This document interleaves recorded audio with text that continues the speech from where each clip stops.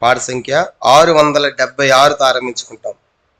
676 కొత్త పుస్తకాల్లో దాహము గల వారెల్లారు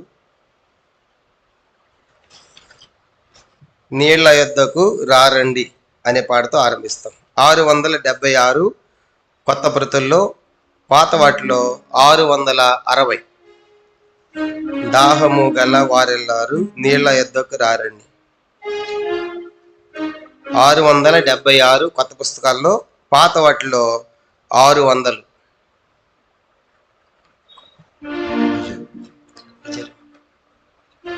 676 కొత్త వాటిలో, పాత వాటిలో 660. దాహము గల వారెల్లారు నీళ్ల యొద్దకు రారండి. దాహము గల వారెల్లారు నీళ్ల యొద్దకు రారండి.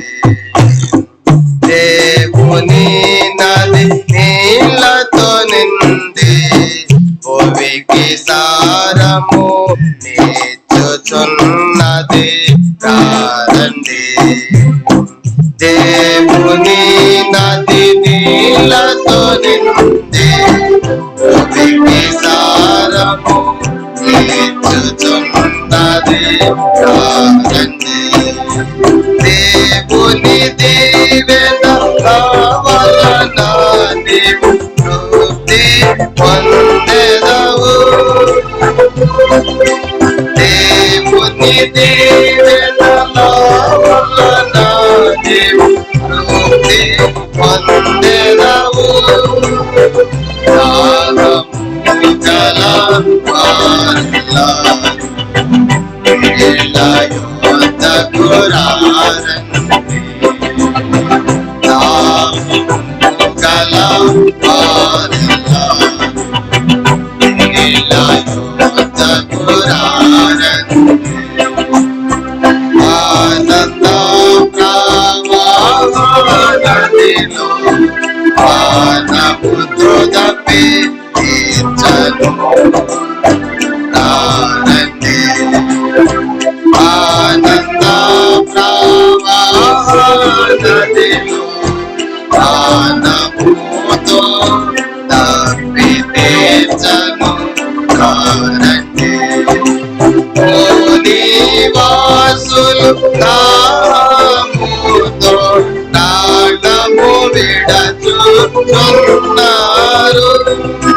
ఓ నివాసులు దాహముతో ప్రాణము విడచుచున్నారు. దాహము గల వారెల్లారు నీళ్ల యొద్దకు రారండి. దాహము గల వారెల్లారు నీళ్ల యొద్దకు రారండి. మంచితనముతో ఆచరమునకు అప్పుడమోదా చేసెను రారండి. మంచితనముతో ఆచరమునకు అప్పుడమోదా చేసెను రారండి. మహిమతో నిండెను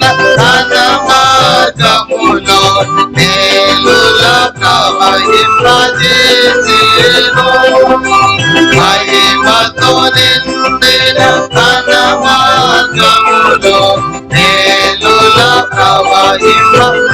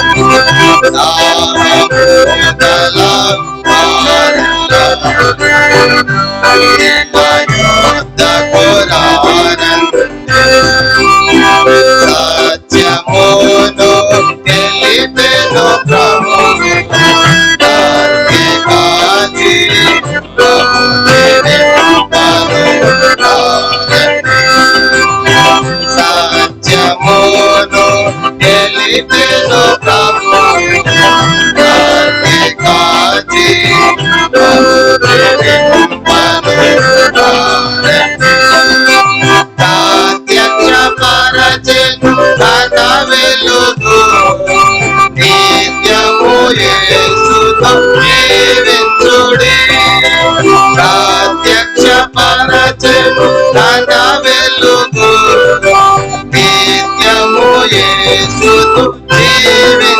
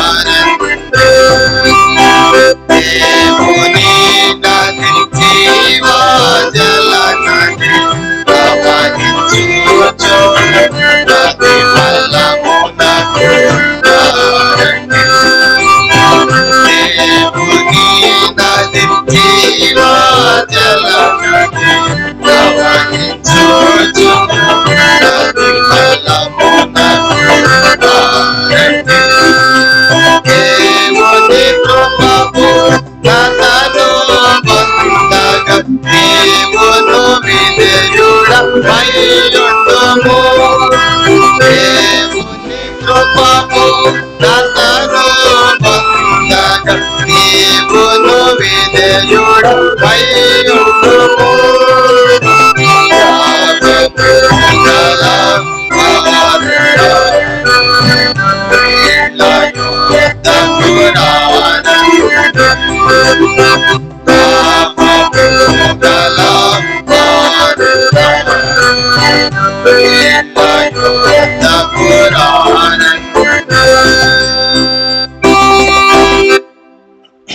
పాట సంఖ్య 466. కొత్త బ్రతుల్లో 466, పాత వాటిలో 463. ప్రభు ప్రజలారా రయమున రండి, యాకోబు వంశమా స్వకీయ జనమా, యెహోవా వెలుగులో నడుతుము రండి అనే పాట పాడతాము. 466 కొత్త బ్రతుల్లో, పాత వాటిలో 463. ప్రభు ప్రజలారా రయమున రండి, యాకోబు వంశమా స్వకీయ జనమా, యెహోవా వెలుగులో నడుతుము రండి, యెహోవా వెలుగులో నడుతుము రండి. అంత్య దినములందు పొంతన లేనట్టి, అంత్య దినములందు పొంతన లేనట్టి, మందిర పార్వత శోభను గాంచగా, మందిర పార్వత శోభను గాంచగా, ఉన్నత పార్వత శిఖరమందుండి, ఉన్నత పార్వత శిఖరమందుండి, మహిమతో ఇమ్మడి వర్ధిల్లును, మహిమతో ఇమ్మడి వర్ధిల్లును.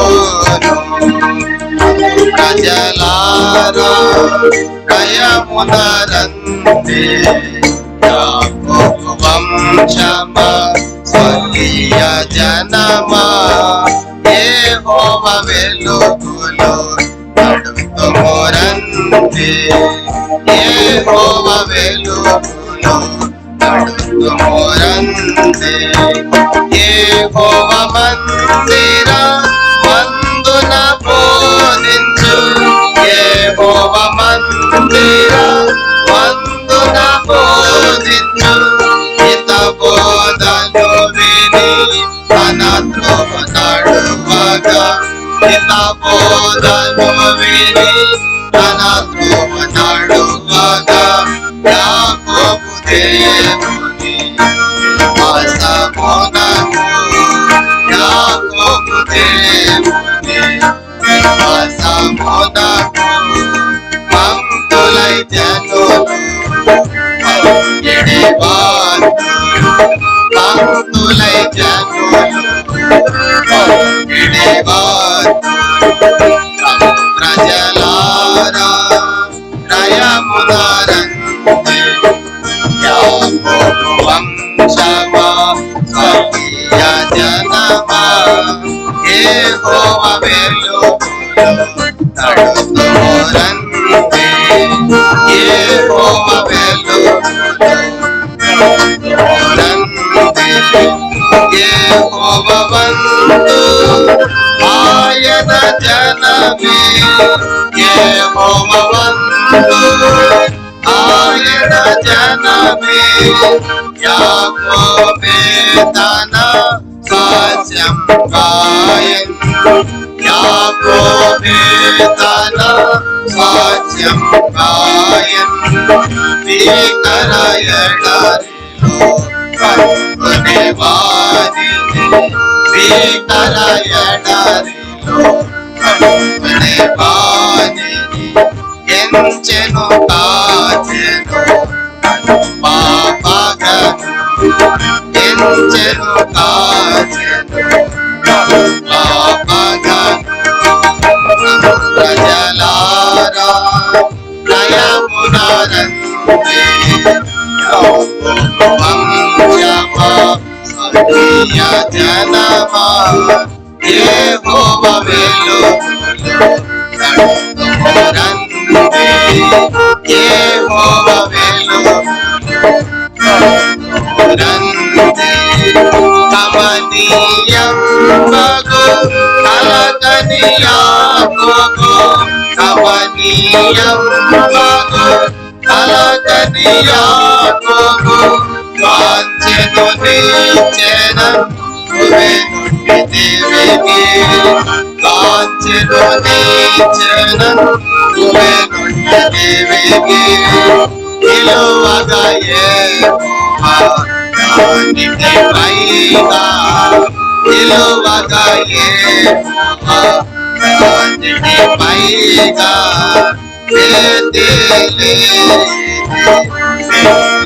కాదని, వేదిలేది కాదని. ప్రజలారా దయముగా రండి, వంశమా స్వర్గీయ జనమా, యెహోవా వెలుగులో రండి, యెహోవా వెలుగులో రండి.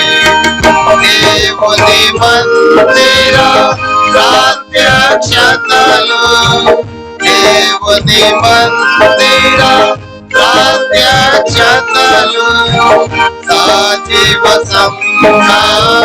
మందున నింపెను, సజీవ మందున నింపెను. సత్యమునకు నిదే ఆధారమును, సత్యమునకు నిదే ఆధారమును. సంభముగానై స్థిరముగా నుండెను, సంభముగానై స్థిరముగా నుండెను. ప్రజలారా దయమున రండి, యాకోబు వంశమా స్వర్గీయ జనమా, యెహోవా వెలుగులో రండి, యెహోవా వెలుగులో రండి. నూతనమైనటి యెరూషలేమది, నూతనమైనటి యెరూషలేమది. నిత్యదేవుని నివాసమాయెను, నిత్యదేవుని నివాసమాయెను. భక్తులు చేరి స్తుతింపగా, భక్తులు చేరి స్తుతింపగా. స్తుతులకు బాధ్యను సమర్పించును, స్తుతులకు బాధ్యను సమర్పించును. ప్రజలారా దయమున రండి, వంశమా స్వర్గీయ జనమా, యెహోవా వెలుగులో రండి, యెహోవా వెలుగులో రండి. కుక్కలు మాంత్రికులు వ్యభిచారులును, కుక్కలు మాంత్రికులు వ్యభిచారులును, నరహంతకులును విగ్రహారాధికులు, నరహంతకులును విగ్రహారాధికులు. అబద్ధమును ప్రేమించి జరిగించు, అబద్ధమును ప్రేమించి జరిగించు. ప్రతివాడు నట పట్టనుందురు, ప్రతివాడు నట పట్టనుందురు. ప్రజలారా దయమున రండి, యాకోబు వంశమా స్వర్గీయ జనమా, యెహోవా వెలుగులో యెహోవా వెలుగులో సర్వసంతానము నుండి వేరైన వారై సర్వసంతానము నుండి వేరైన వారై క్రీస్తు నిరాకము కోరి వెడినచో క్రీస్తు నిరాకము కోరి వెడినచో సాకియ దానము వంశమై సాకియ దానము వంశమై కీర్తింతురు హల్లెలూయా కీర్తింతురు హల్లెలూయా ప్రజలారా నయమున వంశమ సూర్య జనమా యెహోవా వెలుగులో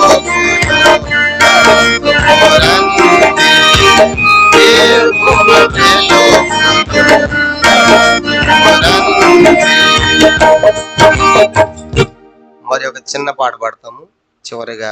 321 కొత్త బ్రతుల్లో 321, పాత వాటిలో 318. ఈ చివరిగా ఈ చిన్న పాట పాడుకుంటాం. యేసు క్రీస్తు శీఘ్రముగా దిగివచ్చును అనే పాట 321 కొత్త పుస్తకాల్లో, పాత వాటిలో 318.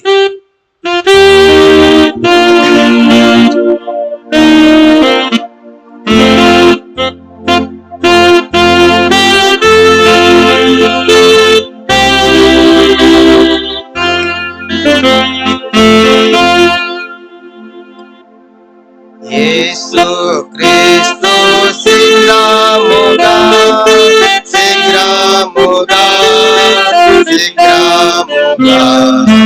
యేసు క్రీస్తు శీఘ్రముగా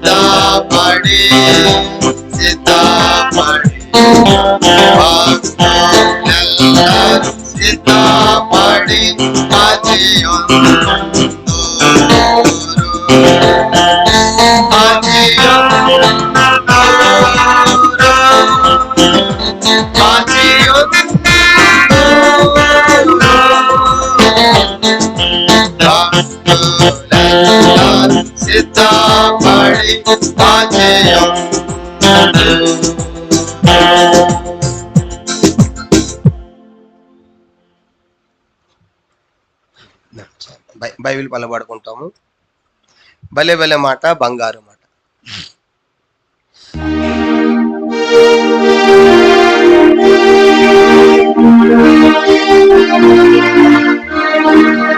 భలే భలే మాట బంగారు మాట, బైబిల్లో మాట మాట. భలే భలే మాట బంగారు మాట, బైబిల్లో మాట మాట. నా జీవితాన ఈ జీవితాన మరువని మాట మాట. నా జీవితాన ఈ జీవితాన మరువని మాట మాట. భలే భలే మాట బంగారు మాట, బైబిల్లో మాట మాట. భలే భలే మాట బంగారు మాట, బైబిల్లో మాట మాట. ప్రార్థన చేసుకుంటాం.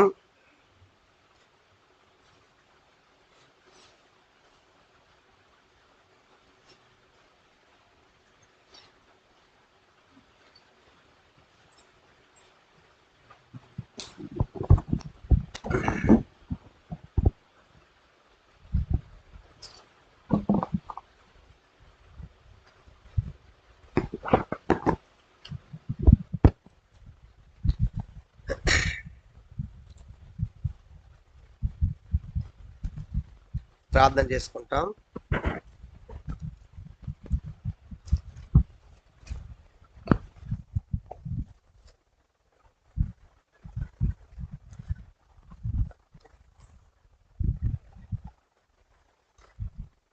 పరలోకమందున్న మా తండ్రి, పరిశుద్ధ దేవ, జీవాధిపతి, మహోన్నతుడా, మీ స్తోత్రాలు చెల్లిస్తూ ఉన్నాం. నీ ప్రియమైన కుమారుడు, మా రక్షకుడు యేసు ప్రభువారి శ్రేష్టమైన నామపేట మరోసారి ఈ సాయంకాల సమయంలో మీ సన్నిధిలో సాగిలిపడి మిమ్మల్ని ఆరాధించి పూజించి గణపరుస్తున్నాం. పాటల ద్వారా మా హృదయాలను ఉత్తేజపరిచినందుకే స్తోత్రాలు చెల్లిస్తున్నాం. తిరిగి ప్రభా ఈ సమయంలో రాజుల యొక్క చరిత్రలు మేము ధ్యానం చేస్తూ ఉన్నాం. తండ్రి, యుగాంతం ముందన్న మాకు బుద్ధి కలగడానికై దృష్టాంతం సంభవించిన సంగతులు రాయించి పెట్టారు. అవి వింటున్నప్పుడు, చదువుతున్నప్పుడు, ధ్యానం చేస్తున్నప్పుడు అలా మేము చేసి నష్టపోకూడదని తండ్రి మీరు హెచ్చరికగా బోధ కలుగు నిమిత్తమై, బుద్ధి కలుగు నిమిత్తమై, మాకు జీవం కలుగు నిమిత్తమై రాయించిన లేఖనాలకై మీకు స్తోత్రాలు చెల్లిస్తూ ఉన్నాం. ఈ దినం తండ్రి మరొక రాజు ప్రభా మరి ఆశ యొక్క చరిత్ర మేము చూడబోతున్నాం. మీరు సహాయం చేయండి, మీ సహాయాన్ని కోరుతున్నాం ప్రభా. మానవ హద్దుబాట్లు చేయబడి పరిచయం విస్తరింప చేయండి. నీ ప్రజలకు అర్థమవు రీతిలో బోధించట్లో తండ్రి కావాల్సిన కృప, మీ ఆత్మ సహాయాన్ని దయచేయండి. మీరు అనుగ్రహిస్తేనే తప్ప మేము ఎవరము ఏమీ పొందలేము. మా హృదయాల్లో ఖాళీ చేసి మీ ఆత్మతో నింపి నీ ప్రజలమైన మా అందరికీ కావలసిన వర్తమాన వాక్కులు దయచేసి మీరే మహిం పొందమని మీకు అప్పగించుకుని వందనాలు చెల్లిస్తూ యేసుక్రీస్తు వారి పరిశుద్ధమైన నామములో ప్రార్థించి వేడుకొనుచున్నాము తండ్రి, ఆమేన్.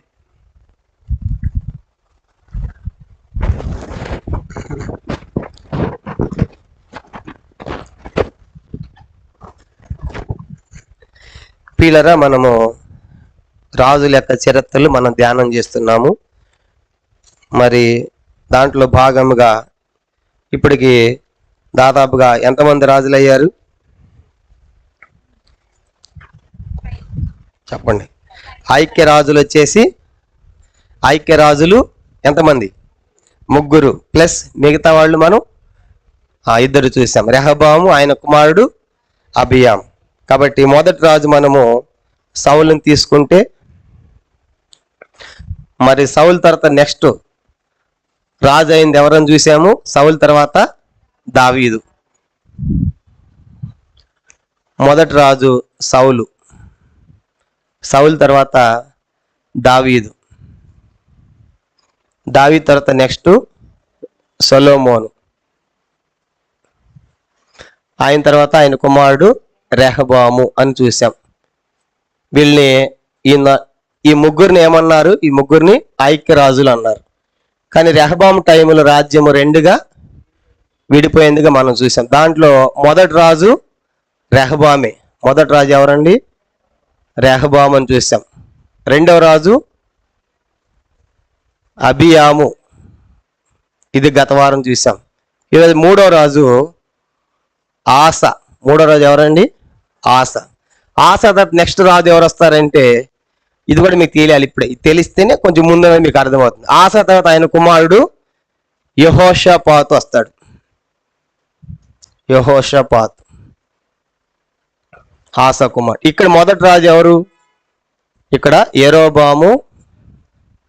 ఈరోజు ఇది కూడా మీకు తెలిస్తేనే ఈ పాఠం అర్థమవుతుంది. యెరోబాము 1 ఇక్కడ మొదటి రాజు. రెండవ రాజు బయేషా.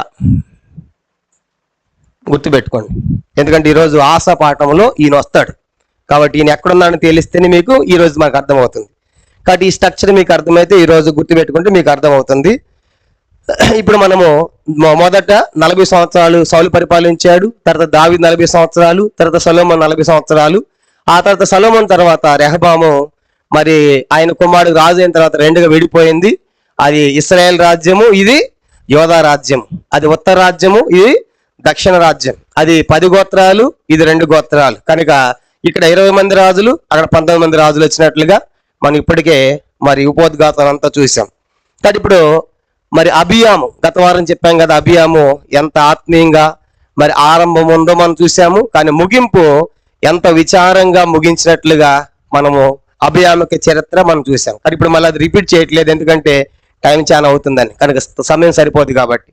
టూకి చెప్పాలంటే మరి యెరోబాముని ఆయన యుద్ధానికి వస్తున్నప్పుడు ఎంతో స్పష్టంగా ఎంతో చక్కగా చెప్పాడు అబియాం. కనుక వద్దు అమ్మ, దయచేసి వద్దు, మనమంతా సహోదరులం, మేము యెహోవా రాజ్యం, యెహోవా మాకు తోడుగా ఉన్నాడు, యెహోవా మాకు అధిపతి, కాబట్టి మీరు 8 లక్షల సైన్యం ఉన్నా, మాకు 4 లక్షల సైన్యం ఉన్నా మా మీద మీరు విజయం పొందరు అని ఎంతో చక్కగా చెప్పినప్పుడు కూడా విన్నాడు యెరోబాము?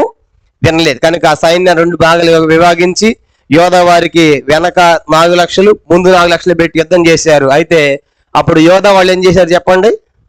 దేవునికి ప్రార్థన చేశారు. దేవుడు అలా ప్రార్థన చేసినప్పుడు ఆ సైన్యాన్ని మొత్తినప్పుడు ఈ 4 లక్షల సైన్యము అక్కడ 8 లక్షల సైన్యం ఎంతమంది చంపిందని చూసాము?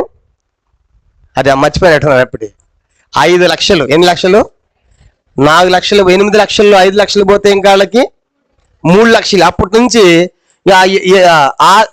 అబియాం మీద యుద్ధం చేయాలంటే భయపడి బలము పుంజుకోలేకపోయాడు యెరోబాము. కనుక అలాగూ ఆ అబియాము అంత గొప్ప కార్యాలు చేసినప్పుడు చివరికి మళ్ళీ 14 మంది భార్యలు చేసుకున్నాడు. కనుక ఎప్పుడైతే ఆ విజయం వచ్చిందో గర్వము పత్రము స్టార్ట్ అయినట్టు మనం చూస్తాం. అనేక మంది భార్యలు వివాహం చేసుకున్నాడు. ధర్మశాస్త్రం ప్రకారం అనేక మంది వివాహము చేసుకోవద్దు, కానీ చేసుకుని పిల్లల్ని కన్నాడు. చివరికి మరి ఆ పాప మార్గాల్లో నడిచి చనిపోయినట్టుగా చూసాం. చరిత్రకారులు ఏమంటున్నారంటే అబియామును దేవుడే మొత్తాడు, దేవుడే చంపాడు. కనుక అతని పాప క్రియలు బట్టి అనేది రాజుల గ్రంథంలో మనం చూసాం. కాబట్టి అలాగూ అబియాము యొక్క అంతము మనం చూసాము. తర్వాత ఇప్పుడు అతని కుమారుడు అబియాము యొక్క కుమారుడు ఎవరంట? ఆస. ఈరోజు ఆస యొక్క చరిత్ర మనం చూడబోతున్నాం. ఆస అంటే అర్థం ఏంటంటే వైద్యుడు అని అర్థం. ఆస అంటే వైద్యుడు, దాని అర్థం. ఆస అంటే వైద్యుడు. మరి ఇప్పుడు ఆస తండ్రి ఎవరు చెప్పండి? Very good. ఎవరు ఆస తండ్రి? అబియాం. అది రాసుకుంది, ఆస తండ్రి అబియాం. మరి ఆస తల్లి, మనకి ఇప్పుడు ఆస తల్లి తెలియాలి. అందుకే ఇక్కడ యెహోషాపాతుని ఎందుకు చెప్పారంటే నెక్స్ట్ రాజు ఇక్కడ ఈ టైంలోనే మనకు ఆ తల్లి తెలుస్తుంది. చూడండి తల్లి ఎవరంటే, చదువుకుంటాం ఇప్పుడు బైబిల్లోకి వెళ్తామా. తల్లి ఎవరంటే 2 దినవృత్తాంతములు 20వ అధ్యాయం. 2 దినవృత్తాంతములు 20వ అధ్యాయము 31వ వచనం చూడండి. 2 దినవృత్తాంతములు 2 Chronicles chapter 20. 2 దినవృత్తాంతములు 20వ అధ్యాయం.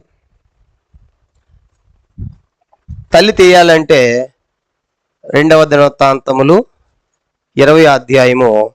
ఇప్పుడు మనం 31వ వచనం చదువుతున్నాం. 31 చదవండి. యెహోషాపాతు యోధా రాజ్యమును ఏలెను. అతడు ఏలన ఆరంభించినప్పుడు 35 సంవత్సరముల వాడై యెరూషలేములో 25 సంవత్సరములు ఏలెను. అతని తల్లి హిల్కీ కుమార్తె, ఆమె పేరు అజూబా. ఇప్పుడు ఈమె ఎవరి తల్లి? అది ఇక్కడ చదువుకున్నారు కదా, యెహోషాపాతు. యెహోషాపాతు యోధరాజుని పరిపాలించాడంటే ఇప్పుడు ఆసా తర్వాత నెక్స్ట్ రాజు ఎవరు చెప్పండి? ఆసా తర్వాత రాజు అయ్యేది ఎవరు? యెహోషాపాతు. కానీ ఇప్పుడు అతని గురించి మనం చదువుతున్నాం. ఈరోజు అతని గురించి కాదు, కానీ ఇప్పుడు ఆసా తల్లి తెలియాలంటే అది మనకు తెలియాలి. ఇక్కడ రాయబడిన మాట ఏంటంటే, మనం చూసాం, ఇది ఫోన్ వస్తున్నట్టు చూడు, ఇది మనం చూసామంటే మరి అతని తల్లి అంటే ఈ యెహోషాపాతు యొక్క తల్లి. ఇక్కడ మనం చదివింది అంటే ఇప్పుడు ఇది మీకు అర్థం కావాలి. ఇప్పుడు ఇక్కడ యెహోషాపాతు ఎంతకాలం పరిపాలించాడంట? చదవండి అందరూ, మీకు అర్థం కావాలని. 20:31 యెహోషాపాతు యోధరాజ్యమును ఏలెను. అతడు ఏలన ఆరంభించినప్పుడు 35 సంవత్సరములు ఆడ, యెరూషలేము 20 సంవత్సరములు ఏలెను. కానీ ఇప్పుడు యెహోషాపాతు ఎంతకాలం పరిపాలించాడంట? 25. ఇప్పుడు యెహోషాపాతు యొక్క తల్లి ఇప్పుడు చదవండి. ఇప్పుడు ఆయన తల్లి ఎవరంట? ఆ తల్లి షిల్హి కుమార్తె, ఆమె పేరు అజూబా. తల్లి ఎవరంటే ఇప్పుడు చెప్పండి. అంటే అజూబా ఎవరు తల్లి? ఆసా తల్లి అంట. యెహోషాపాతు తల్లి. అప్పుడు ఆసాకి ఏమైద్ది? భార్య. అది గుర్తుపెట్టుకోండి. సారీ, నేను పొరపాటు చెప్పాను. ఆసా. మరి ఆసా తండ్రి ఎవరని చెప్పండి. తండ్రి అబియాము, తల్లి అజూబా. అది గుర్తుపెట్టండి. ఇప్పుడు మనకి ఆసా తల్లి ఎవరో తెలిసింది. ఆసా యొక్క క్షమించండి, ఆసా యొక్క తండ్రి ఎవరో తెలిసింది. ఆసా యొక్క తల్లి కన్ఫ్యూజ్ కావద్దు. ఇప్పుడు మనము ఈరోజు ఆసా గురించి చూస్తాం. ఆసా అంటే అర్థం ఏం చెప్పండి? ఆసా అంటే వైద్యుని అర్థం. ఇప్పుడు ఆసా తండ్రి ఎవరని చూసాము? అబియాం. ఆసా తండ్రి అబియాం. ఇప్పుడు తల్లి తెలియాలంటే ఆసా తల్లి గురించి ఇక్కడ యెహోషాపాతు దగ్గర మనం చదివాం. యెహోషాపాతు తల్లి అజూబా. చెప్పండి ఎవరంటే ఈమె? యెహోషాపాతుకి ఏమైంది? అందరు చూడండి. ఇప్పుడు యెహోషాపాతుకి తల్లి అయింది. యెహోషాపాతు తల్లి అంటే ఆసాకి ఏమైంది? భార్య అయింది. గుర్తుపెట్టుకోండి. ఇప్పుడు ఆసాకేంటి? ఆసా భార్య అజూబా, యెహోషాపాతు తల్లి. కానీ ఇప్పుడు తండ్రేమో అబియాము, తల్లేమో అజూబా అని గుర్తుపెట్టుకోండి. ఇంకా కనిపిస్తుంది చాలా మందికి. ఇది ఆసా తల్లి డైరెక్ట్గా రాయబడలేదు. ఆసా తల్లి గురించి చాలా మందికి ఇంకా కనిపిస్తుంది. మళ్ళీ చెప్తా. ఇప్పుడు ఆసా తర్వాత నెక్స్ట్ రాజు ఎవరెవరు చెప్పండి. ఆయన కుమారుడు యెహోషాపాతు రాజు అవుతాడు. ఇప్పుడు యెహోషాపాతు తల్లి గురించి మనం చదివాం. యెహోషాపాతు తల్లి ఎవరంట? అజూబా. ఇప్పుడు యెహోషాపాతు తల్లి అజూబా అంటే ఈ యెహోషాపాతు ఆసాకి ఏమవుతాడు? కుమారుడు అవుతాడు. ఆసా కుమారుడు కాబట్టి ఇప్పుడు ఆసా కుమారుడు కాబట్టి ఇప్పుడు కుమారుడు. ఇప్పుడు ఆసాకి వీళ్ళ తల్లి ఏమవుతుంది?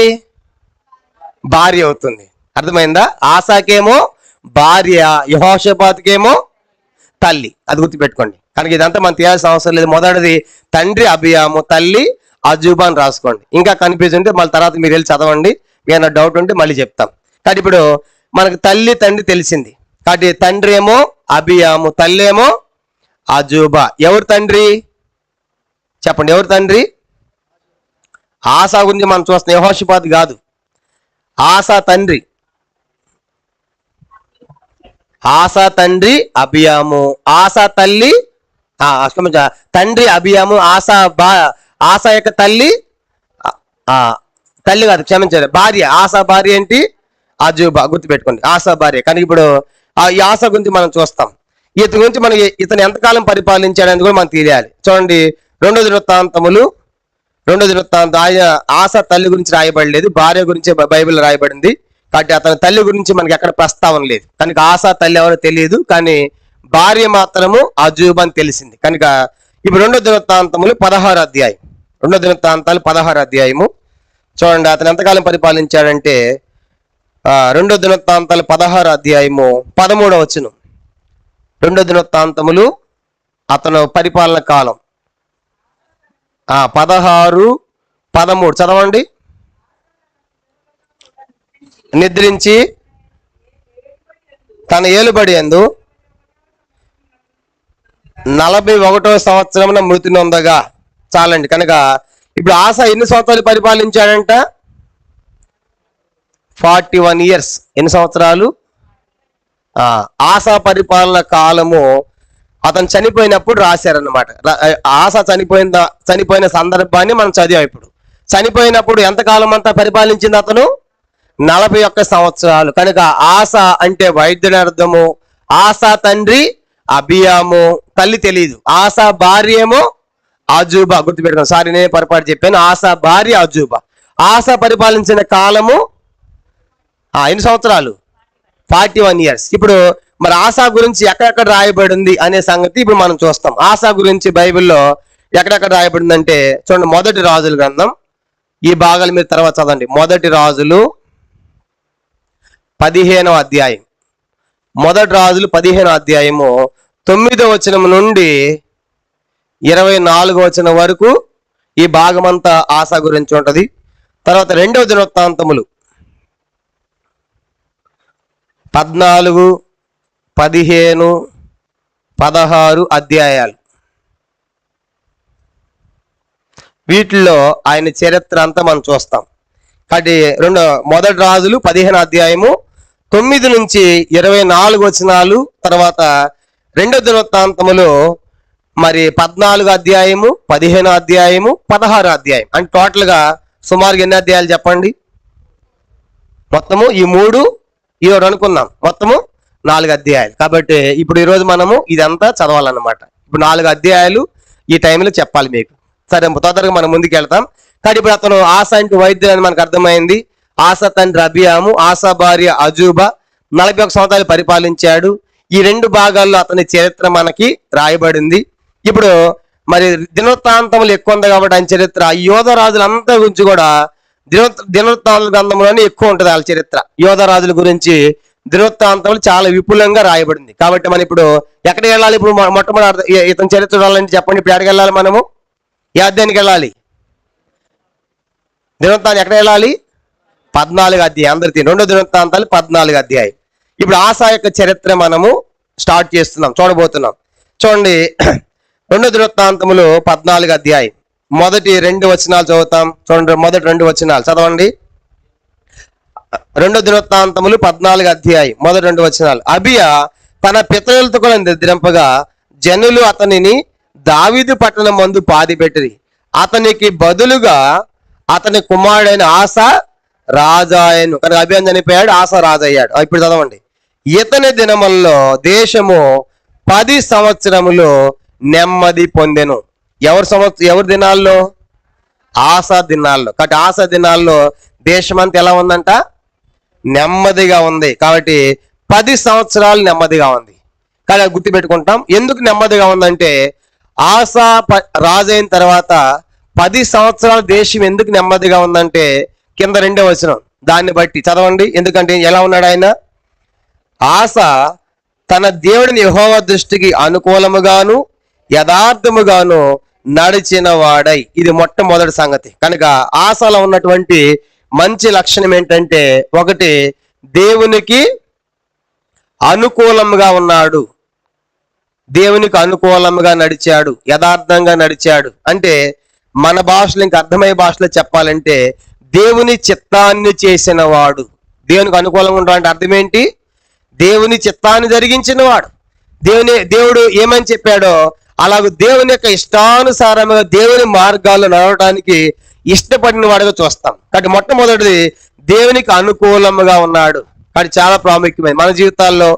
దేవుడు మనల్ని కూడా ఆస్వాదించాలంటే, మనకు నెమ్మది ఇవ్వాలంటే, దేవుడు మనల్ని దీవించాలంటే మనము ఎవరికి అనుకూలంగా ఉండాలి చెప్పండి? దేవునికి. కొన్నిసార్లు మనుషులకు అనుకూలంగా ఉన్నా లేకపోయినా దేవుని దృష్టిలో మాత్రం దేవునికి తప్పనిసరిగా అనుకూలంగా ఉండాలి. అందుకే నిన్ను ప్రేమించి నీ నిబంధనలు అనుసరించి వారి మనుజావళిని నువ్వు ఆస్వాదిస్తానే పాట ఉంది. కాబట్టి దేవునికి అనుకూలంగా ఉన్నవాడు మొదటిది. అనుకూలంగా ఉంటమే కాదండి, ఎప్పుడైతే దేవునికి అనుకూలంగా ఉన్నాడో దేవుని చిత్తం చేస్తాడో రెండో పని ఏంటంటే చూడండి, రెండోది ఏం చేస్తున్నాడు? 3వ వచనం చదవండి. 14:3 అందరం కలిసి.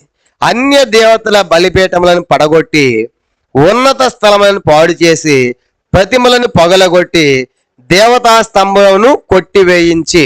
ఇతడు చేసినటువంటి రెండవ అద్భుతమైన పని ఏంటంటే, ఒక మాటలో చెప్పాలంటే విగ్రహాలు తొలగించాడు. అందరు చెప్పండి, ఏం తొలగించాడంట?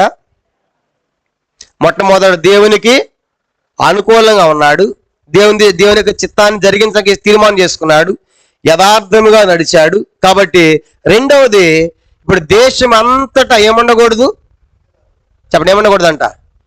అన్ని తొలగించాడు. ఎంత అద్భుతం కదా! అందుకే ఆసాను దేవుడు 10 సంవత్సరాలు నెమ్మదిచ్చాడు. కాబట్టి దేవునికి అనుకూలంగా జీవించడమే కాదు, ఈయన పరిపాలనలో దేశంలో ఎక్కడ కూడా ఆ విగ్రహాలు ఉండటానికి వీలు లేకుండా మొత్తాన్ని తొలగించాడు. మరి దేవుడు చూసినప్పుడు ఎంత సంతోషపడ్డాడు దేవుడు నిజంగా ఆసాను చూసినప్పుడు. అందుకే ఆసాకి ఏమిచ్చాడు దేవుడు? నెమ్మదిచ్చాడు. కాబట్టి ఇది రెండోది. అంత మాత్రమే కాదు, దేవునికి అనుకూలంగా ఉండి విగ్రహాలు తొలగించడమే కాదు, అతడు చేసిన మూడో పని ఏంటంటే ఇంకా అద్భుతమైంది. చూడండి ఏం చేశాడంటే, కింద వచనము, కింద 4వ వచనం, 2 దినవృత్తాంతాలు 14:4. వారి పితరుల దేవుడిని యెహోవాను ఆశ్రయించుటకును ధర్మశాస్త్రమును బట్టి విధిని బట్టి కీలు జరిగించుటకును యోధా వారికి ఆజ్ఞాపించి. అంటే మరి మూడో సంగతి ఏంటంటే ధర్మశాస్త్ర ప్రకారం జీవించాలి అన్న దేవుని యొక్క వాక్యం. ధర్మశాస్త్ర ప్రకారం, ఆజ్ఞల ప్రకారం జీవించాలని యోధా వారందరికీ ఏం చేశాడంటే ఆయన ఆజ్ఞాపించాడు. కమాండ్, ఆజ్ఞాపించాడు, ఖచ్చితంగా చేయాల్సిందే, మీకు ఇష్టమైన చేయండి అని చెప్పడం కాదు. కనుక ఇప్పుడు ఆసా రాజు కాబట్టి యోధా వారందరూ ఏం తొలగించాలి? విగ్రహాలు తొలగించాలి, దేశంలో ఉండటానికి వీల్లేదు. రెండోది ఏంటంటే అందరూ కూడా యెహోవాను ఆశ్రయించాలి, అంటే ధర్మశాస్త్రం బట్టి విధిని బట్టి క్రియలు జరిగించాలి అని చెప్పేసి మరి ఆ దేశం అంతటా కూడా అతడు అంటే ఆసా వాక్యాన్ని ఎంతగా ప్రేమించాడో చూడండి. ధర్మశాస్త్రం అన్నా, ఆజ్ఞలన్నా, కట్టడలన్నా, శాసనాలన్నా, న్యాయ విధులన్నా అంతా ఒకటే. ధర్మశాస్త్రము ఈక్వల్ టు దేవుని వాక్యము అని గుర్తుపెట్టుకోండి. ఎక్కడ ధర్మశాస్త్రం అన్నా, ధర్మశాస్త్రం అంటే ఏంటి? దేవుని వాక్యం. కనుక వాక్యం అంటే ఏంటి? ఆది వాక్యం ఉండను, వాక్యము దేవుని యొద్ద ఉండను, వాక్యమే. అంటే ఇప్పుడు ధర్మశాస్త్రం, దేవుని యొక్క వాక్యం దేశం అంతటా ఉండాలంటే ఆశ ఎంత మంచి పని చేశాడు. కనుక దేవునికి అనుకూలంగా ఉన్నాడు తన వ్యక్తిగతంగా. రెండవదిగా దేశంలో ఉన్న విగ్రహాలను తొలగించాడు. మూడవదిగా దేశమంతటా కూడా ఈ ధర్మశాస్త్రము అమలు చేయాలి, కాబట్టి ధర్మశాస్త్ర ప్రకారం నడవాలి అని ఆజ్ఞాపించాడంట. అదొక కమాండ్. చూడండి, ఇప్పుడు మన ప్రధాని ఏదైనా ఒక ఆజ్ఞ జారీ చేశాడు అనుకోండి, అన్ని రాష్ట్రాలు, దేశమంతా ఏం చేయాలి? అమలు చేయాల్సిందే. ఆ మధ్య 75వ స్వాతంత్ర దినోత్సవ సందర్భంగా అందరి మీద ఏం పెట్టాలన్నాడు మన ప్రధాని? వజ్రోత్సవాలుగా ఫ్లాగ్ పెట్టాలన్నాడు. చూడండి, అంత రెపరెపలాడిన దేశం అంతా కూడా. ఒక ఆజ్ఞ జారీ అయిందంటే దేశం అంతటా చేయాల్సిందే. కాబట్టి రాజు కాబట్టి ధర్మశాస్త్రాన్ని దేశం అంతటా కూడా వాక్యాన్ని ప్రకటించాడు. మనం చూసినప్పుడు ప్రతి రాజు కూడా ఆరంభములో ఎంతో అద్భుతంగానే ఉంటారు, చివరికే చెడిపోయినట్టుగా ప్రతి రాజుని మనం చూస్తాం. కాబట్టి ఇప్పుడు ఆసా కూడా మూడోదిగా మనం చూసినప్పుడు ధర్మశాస్త్రం అంత ప్రకారం జీవించాడు. కానీ ఇవన్నీ చూసినప్పుడు దేవుడికి ఎంతో సంతోషమైంది.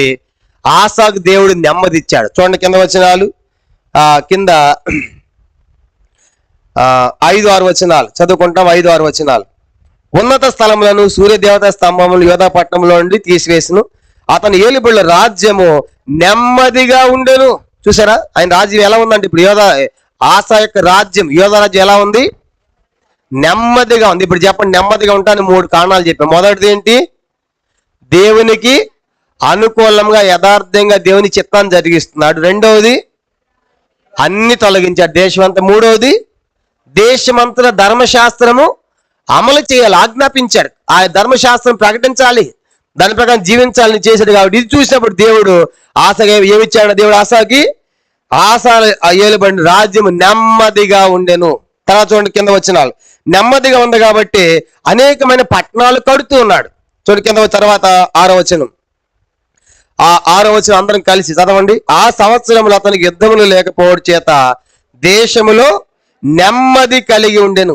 యెహోవా అతనికి విశ్రాంతి దయచేసి ఉండగా అతడు యోధా దేశం ప్రాకారము గల పట్టణములను కట్టించెను. ఇప్పుడు చెప్పండి, దేశములో యుద్ధం లేకపోతే దేశం అనేది ఎలా ఉంటది? నెమ్మదిగా ఉంటుంది. నెమ్మదిగా ఉంటే డెవలప్మెంట్ చూస్తాం, అభివృద్ధి చూస్తాం. కానీ ఇప్పుడు ఏం కడుతున్నారు వాళ్ళు? ప్రాకారము గల పట్టణాలు కడుతున్నారు. యుద్ధాలు లేవు కాబట్టి వచ్చే డబ్బుతో ఆ యొక్క పట్టణాలు కట్టి డెవలప్మెంట్లోకి అభివృద్ధి పదములో ఈ యొక్క రాజ్యం పోతాడు మనం చూస్తాం. కాబట్టి అట్లా పట్టణాలు కట్టారు, యుద్ధాలు లేవు, నెమ్మదిగా ఉంది ఆశ టైంలో. అప్పుడు ఏం జరిగింది చూడండి, 7వ వచనం. అతడు యోధా వారికి ఇలాగనే ప్రకటన చేశాను, మన దేవుడిని యెహోవాను మనము ఆశ్రయించినందున ఆయన మన చుట్టూ నెమ్మది కలుగు చేసి ఉన్నాడు. చెప్పండి, ఎందుకు నెమ్మది వచ్చిందంటే అతని దినాల్లో వాళ్ళు దేవుని ఆశ్రయించారు కాబట్టి దేవుని ఆశ్రయింపజేశాడు కనుక దేవునికి అనుకూలంగా ఉన్నాడు.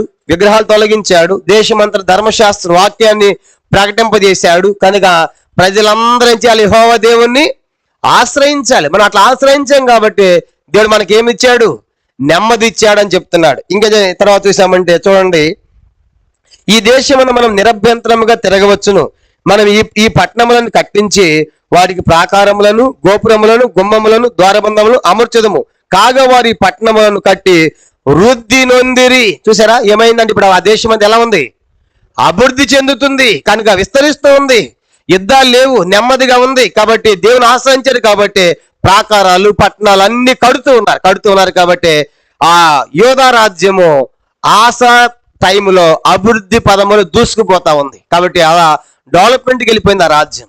అలా జరుగుతూ ఉన్నప్పుడు అతని గురించి, అతని రాజ్యం, అతని యొక్క సైన్యాన్ని గురించి కింద మనం చూస్తాం. అయితే ఇప్పుడు ఆశకున్న సైన్యం ఎంతమంది అంట చూడండి, కింద వచనాలు 8వ వచనం. ఇలా అభివృద్ధి పదవులు ఉన్నటువంటి ఆశ సైన్యం ఎంతమంది? 8వ వచనం చదవండి. ఆ కాలమున డాళ్లను ఈటను పట్టుకొని 3 లక్షల మంది యోధావారును కేడములు ధరించి విల్లువేయు 2,80,000 మంది బెన్యామీలను కూడిన సైన్యము ఆశాకు ఉండెను. వీరందరూ పరాక్రమశాలై ఉండిరి. కాబట్టి ఇప్పుడు ఆశా సైన్యము ఎంతమంది అంట? డాళ్లను ఈటలను పట్టుకునే వాళ్ళు ఎంతమంది? 3 లక్షలు. తర్వాత విల్లు వేయవారు, తర్వాత కేడములు ధరించేటువంటి వాళ్ళు ఎంతమంది అంట? 2,80,000 మంది. అంటే మొత్తం ఎంతమంది? 5,80,000 మంది. అది ఆశా సైన్యం. చెప్పండి, మొత్తం టోటల్గా ఆశా సైన్యం ఎంతమంది అంట?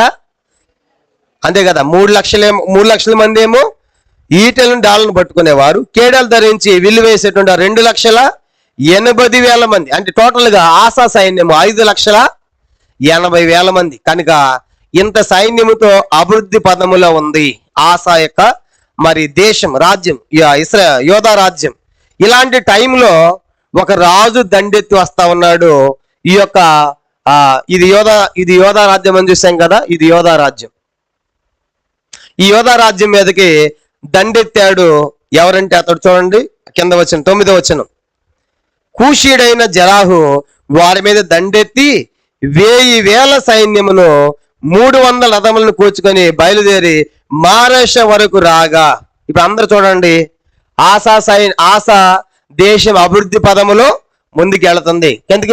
దేవునికి అనుకూలంగా ఉన్నాడు, విగ్రహాలు తొలగించాడు, ధర్మశాస్త్రాన్ని అంతా ప్రకటించి దేశమంతా అమలు చేశాడు, తర్వాత దేవుణ్ణి ఆశ్రయింపజేశాడు, దేవుడు ఆశాకు నెమ్మదిచ్చాడు, తద్వారా ప్రాకారములను పట్టణాలను కడుతూ ఉన్నారు, అభివృద్ధి పదములో ఉన్నారు.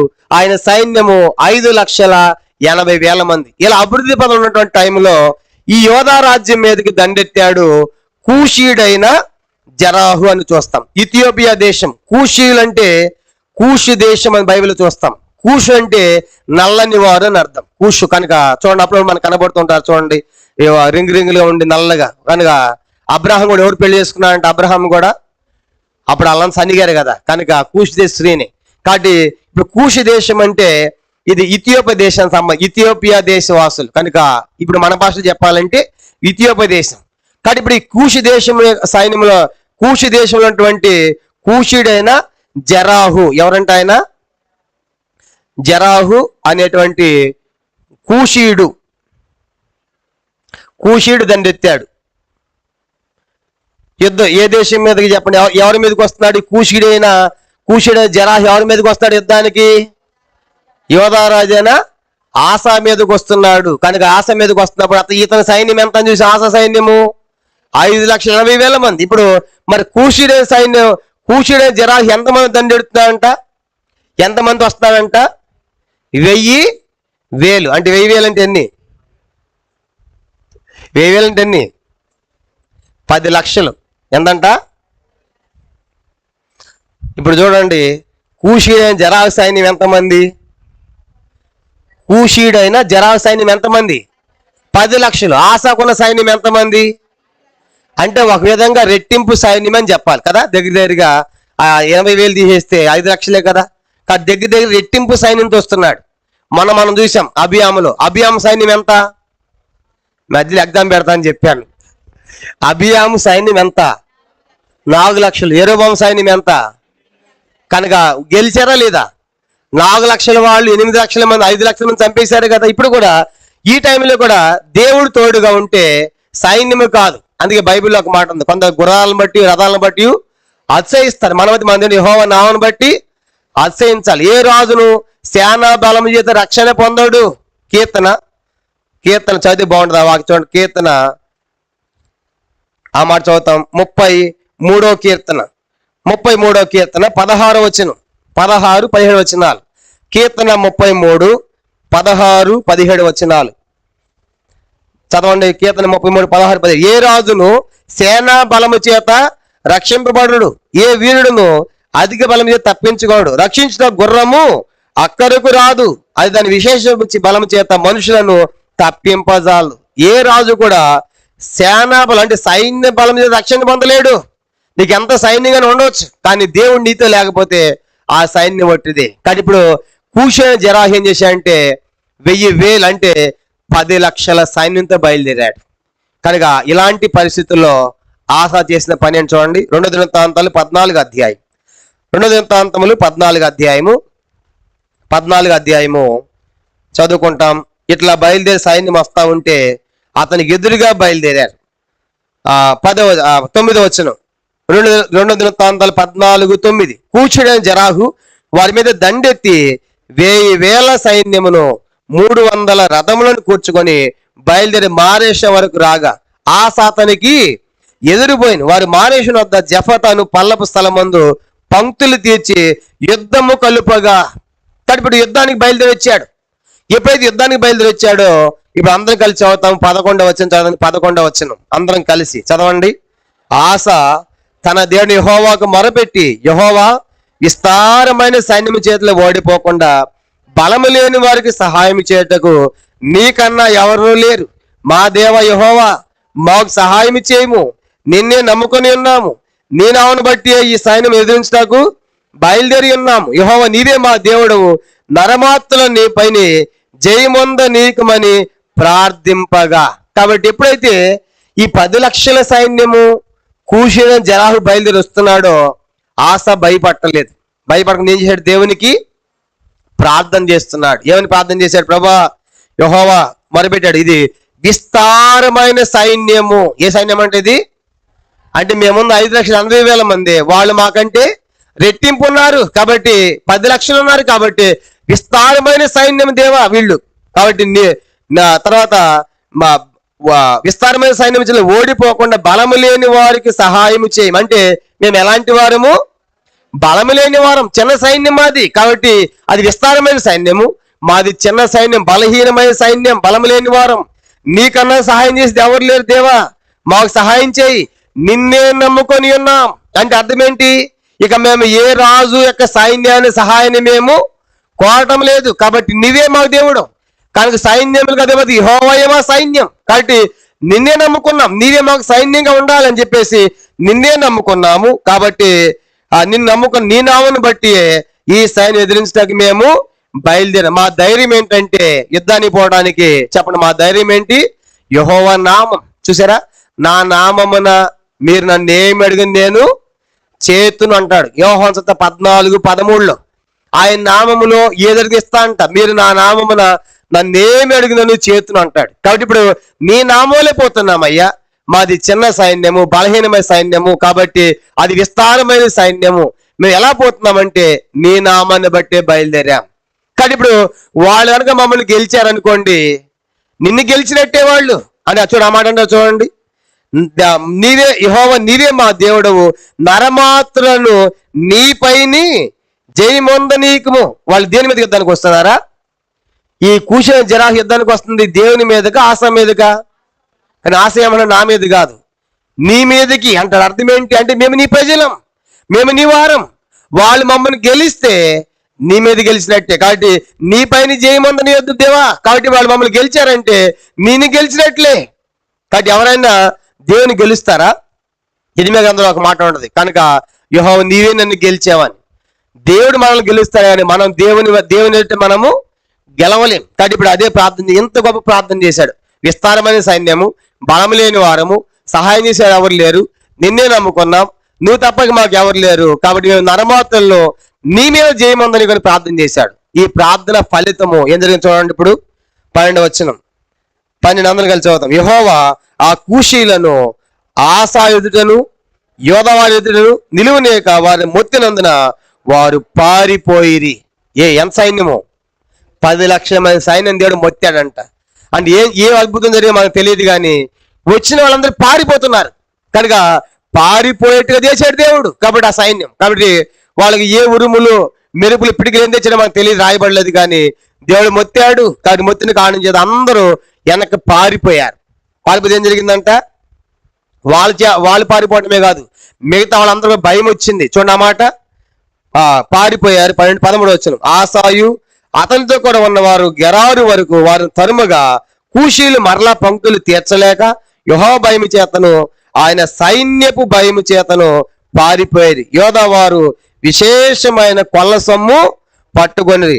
గెరారు చుట్టూన్న పట్టణములోని వారందరి మీదకి యెహోవా భయం వచ్చిన కనుక ఆ పట్టణములన్నిటిని కొల్లబెట్టి వాటిలో ఉన్న మిక్కుటమైన కొల్ల సొమ్మంతయు దోచుకొనిది. మరియు వారు పశుల సాలను పడగొట్టి విస్తారమైన గొర్రెలను ఒంట్లను సమకూర్చుకొని యెరూషలేమునకు తిరిగి వచ్చిరి. చూడండి, ఇప్పుడు 5,80,000 మంది సైన్యంతో పోయాడు, ప్రార్థన చేశాడు. ప్రార్థన ద్వారా వచ్చిన వాడిని దేవుడు మొత్తితే అవన్నీ విడిచిపెట్టి పారిపోయారు. గొర్రెలు, ఒంటెలు, బంగారం ఇంకేమైతే ఉందో ఆ సొమ్మంతా వదిలిపెట్టి పారిపోతే వీళ్ళు ఏం చేశారంటే వాళ్ళని తరిమి వెళ్ళగొట్టి మిగతా సొమ్మంతా దోచుకొని యెరూషలేమునకు తిరిగి వచ్చే రాజధానికి. చూసారా? అంటే ఇప్పుడు ఆశా ప్రార్థన ఎంత అద్భుతమైంది కదా. కానీ ఎన్నోసార్లు ప్రార్థన కొడుకులో ఆశా ప్రార్థన గురించి మనం చూస్తుంటాం, అందుకే దాని గురించి ఎక్కువ వివరించడం లేదు. కాబట్టి ఆశా ప్రార్థన ద్వారా 10 లక్షల మందిని వారు 10 లక్షల మంది మీద విజయం సాధించినట్లుగా మనం చూస్తాం. అలా జరిగిన తర్వాత ఇప్పుడు దేవుడు ఒక ప్రవక్తను పంపిస్తున్నాడు. ఎవరి దగ్గర అంటే ఆశా దగ్గరికి. ఎప్పుడైతే మనం విజయం పొందుతామో ఏమంటే మన లోపల చెప్పండి, ఇక నా అంతలో ఉన్నాడా అని కాళ్ళు రెగబెడతాం. కాబట్టి 10 రోజుకి ఇదే స్టార్ట్ అవుతుంది. అందుకే దేవుడు ముందుగానే హెచ్చరిక పంపిస్తాడు, మీరు జాగ్రత్త, విజయం పొందారు కనుక. మనం అంటాం కదా, ఎవరికన్నా ఉన్నారు మాకు స్వస్థవరం ఉందండి అంటారు, కనుక నేను ఎన్ని దేయాలు ఎల్లగొట్టాను, ఎన్ని పూత ఎల్లగొట్టాము అంటాం. కనుక ఎన్నోసార్లు అంటే మన లోపల ఆటోమేటిక్గా ఒక విజయం చూడగానే ఏమొస్తుంది లోపల? ప్రతి మనిషి కూడా అతిశయము, గర్వం అనేది ప్రారంభమవుతుంది. ఎప్పుడైతే ఇలాంటి గొప్ప విజయం పొందాడో గర్వించగా ఉండడానికి కోసం ముందుగానే ఒక ప్రవక్తని పంపించి భవిష్యత్తులో జరగబోయే సంగతి ముందుగానే చెప్తున్నాడు దేవుడు. ఇప్పుడు చదువుకుంటాం 15వ అధ్యాయం, 2 దినవృత్తాంతాలు 15వ అధ్యాయం మొదటి వచనం. ఆ కాలమున దేవుని ఆత్మ ఓబేదు కుమారుడైన అజర్యా మీదకి రాగా అతడు ఆసాను ఎదుర్కొని పోయి ఇలాగూ ప్రకటించాను. ఎప్పుడైతే ఈ విజయం పొందారో మరి దేవుని యొక్క ఆత్మ అంట ఓబేదు కుమారుడు అజర్యా మీదకి వచ్చింది. అజర్యా అనేటువంటి ప్రవక్త ఇప్పుడు ఆశా దగ్గరికి వెళ్తున్నాడు. ఆశా దగ్గరికి వెళ్ళి ఈ మాటలు ప్రకటన చేస్తా ఉన్నాడు. ఇక్కడ ఇంకో విషయం ఏంటంటే, ప్రవక్తగా ఉండేది చాలా కష్టం. గుర్తుపెట్టుకోండి, ప్రవక్తగా ఉండేది చాలా కష్టం, యాజకుడిగా ఉండేది చాలా ఈజీ. చూడండి, ఇప్పుడు యాజకుడు అంటే అక్కడ వాక్యం చెప్పేసి వెళ్ళిపోవటమే. దేని వాక్యం చదువుతాము, ప్రకటిస్తాము, అది వివరిస్తే వెళ్ళిపోతాం. కానీ ప్రవక్త పని ఏంటి తెలుసా? ప్రవక్త దేవుడు చెప్పింది, దేవుడు ఏం చెప్తాడో ఆ మనిషికి వెళ్ళి డైరెక్ట్గా చెప్పాలి. నువ్వు సస్తామని ఊరుకుంటాడు ఆయన, కనుక వాళ్ళకి చెప్పించమని ఊరుకుంటాడా? కనుక ప్రవక్త పని ఎంతో కష్టం. అందుకు ఇర్మియా అంటాడు, నేను బాలుడును, ప్లీజ్ వద్దు, నేను అత్తివాడు, నేను వెళ్ళంటాడు. కనుక ఆ ఇర్మియా అంటాడు, మోషే కూడా అంటాడు, కనుక నేను అత్తివాడు. కారణం ఏంటి? ప్రవక్త పని చాలా కష్టం. అందుకే బైబిల్లో ప్రవక్తలు ఏం చేశారు? వాళ్ళు చంపారు ప్రకటించినందుకు. కనుక ప్రవక్త అంటే డైరెక్ట్ దేవుడు చెప్పిన పని మాట డైరెక్ట్గా వెళ్ళి ప్రవక్త చెప్పాలి, దీనికి మార్చకూడదు, ఇలా చెప్పాడు దేవుడు చెప్పాలి. కాబట్టి ప్రవక్త పని చాలా కష్టమైంది. మందిరములో లేవీలుగా యాజకులుగా చేసే పని చాలా సులువైంది. కాబట్టి అందుకే చాలా మంది యాజకులుగా ఉంటారు కానీ ప్రవక్తలు ఉండాలంటే కష్టమే. ఎందుకంటే మనం బైబిల్లో చూస్తాం. ఉదాహరణ సమయాలు కూడా ఆ రాత్రి పడుకున్నాడు. సమయాలు పడుకున్నప్పుడు దేవుడు ప్రత్యక్షమైన 3 సార్లు మాట్లాడాడు కదా. తెల్లవారు లేచి ఏలి అడుగుతాడు, ఏం చెప్పాడు దేవుడు నీకు రాత్రి అంటే? ఏమన్నాడు? సమయాలు అటు ఇటు తిరుగుతూ ఉంటాడు. కారణం ఏంటి? ఏం చెప్పాడు రాత్రి? నీ కుమారులు అందరూ ఏమైపోయి యుద్ధంలో చస్తారు అని చెప్పమన్నాడు దేవుడు. కనుక ఆ చెప్పాలని భయపడ్డాడు సమయాలు ఒక విధంగా. తర్వాత చెప్పాడు ఆయన. కాబట్టి ప్రవక్త పని చాలా కష్టం. అందుకే బైబిల్లో ప్రవక్తలు చేశారంటే వాళ్ళు రాళ్ళు తీసుకుని చంపారు. కొంతమంది ప్రవక్తలు జైల్లో పెట్టించారు, కానీ రాజులు మనం చూస్తాం. కాబట్టి ఇది కూడా గుర్తుపెట్టుకోండి, రాజులు ప్రవక్త పని చాలా కష్టము, యాజకుల పని చాలా ఈజీనే. ఇప్పుడు యుద్ధం జరిగిన తర్వాత అజర్య ప్రవక్త వచ్చి ఇలాగ ప్రకటన చేస్తున్నాడు, మీరు కనుక దేవుని విడిచిపెట్టారంటే దేవుడు మిమ్మల్ని విడిచిపెడతారు, మీరు దేవుని ఆశ్రయించారంటే దేవుడు మీతో ఉంటాడు, జాగ్రత్త, భవిష్యత్తులో మీకు ఇలా జరగబోతుంది, భవిష్యత్తులో మీరు దేవుని విడిచిపెడతారు, జరగబోతుంది, కాబట్టి మీరు జాగ్రత్త పడండి, బలహీనలు అవ్వద్దు, ధైర్యం వహించండి అని ఈ భవిష్యత్తులో జరగబోయే సంగతులు ప్రకటించాడండి. ఇప్పుడు చదవండి 2వ వచనం, 2 దినవృత్తాంతాలు 15వ అధ్యాయం 2వ వచనం. ఆసా, యోధావారులారా, బెన్యామీనులారా, మీరు అందరూ నా మాట వినండి. మీరు యెహోవా పక్షంగా ఉంటే ఆయన మీ పక్షంగా ఉంటాడు, మీరు అంత విచారణ చేస్తే ఆయన మీకు ప్రత్యక్షం అవుతాడు, మీరు ఆయన విడిచిపెడితే ఆయన మిమ్మల్ని విసర్జిస్తాడు. తర్వాత 3వ వచనం, తర్వాత 3వ వచనం, నిజమైన దేవుడైనను ఉపదేశం చే యాజకులైనను ధర్మశాస్త్రమే చాలా దినం ఇశ్రాయేలుకు లేకుండా పోవును. భవిష్యత్తులో జరగబోతుంది. ధర్మశాస్త్రం ఇప్పుడు దేశమంతటి ప్రకటించే బాగానే ఉంది, దేశమంతా వాక్యం చెప్పించే బాగానే, భవిష్యత్తులో ధర్మశాస్త్రం లేకుండా ఉండబోతుంది. కానీ తర్వాత యాజకులు లేకుండా అయిపోతారు, ఇశ్రాయేలుకు జాగ్రత్త పడండి ప్రకటిస్తున్నాడు. 4వ వచనం, తమ శ్రమ యందు వారు ఇశ్రాయేలు దేవుని యెహోవా యొద్దకు మళ్ళుకొని ఆయనను వెదకినప్పుడు ఆయన వారికి ప్రత్యక్షమవుతాడు. ఆ కాలములలో దేశంలో కాపురస్ అందరిలోని గొప్ప కల్లోలం కలిగిన కనుక తమ పని పాటలను చక్కబెట్టుకై తిరిగి వారికి సమాధానం లేకుండాను. ఇప్పుడు 7వ వచనం చూడండి, కాగా మీరు బలహీనులు కాక ధైర్యము వహించండి, మీ కార్యము సఫలమగును. అంటే ఈ ప్రవక్త వచ్చి ఏం చెప్పంటే, అజర్య ప్రవక్త, అజర్య భవిష్యత్తులో ధర్మశాస్త్రం లేకుండా పోయిద్ది, ఇశ్రాయేలుకు యాజకులు లేకుండా అయిపోతారు, మీరు జాగ్రత్త పడండి, మీరు దేవుని పక్షంగా ఉంటే దేవుడు మీ పక్షంగా ఉంటాడు, మీరు ఆయన విడిచిపెడితే విసర్జిస్తే ఆయన మిమ్మల్ని విడిచిపెడితే జాగ్రత్త అని చెప్పేసి ముందు జరగబోయే సంగతులు ప్రకటన చేశాడు. దేవుడు చెప్పించాడు, ముందు చెప్పించాడు. కానీ మీరు బలహీనలు అవ్వద్దు, ధైర్యంగా ఉండండి, దేవుని కలిగి ఉండండి, ఒక హెచ్చరిక జారీ చేశాడు దేవుడు ప్రవక్త ద్వారా. ఎందుకు? ముందుగానే వాళ్ళు తప్పిపోతాన్ని ఎదిగి ముందుగానే ఈ సంగతి చెప్పించాడు.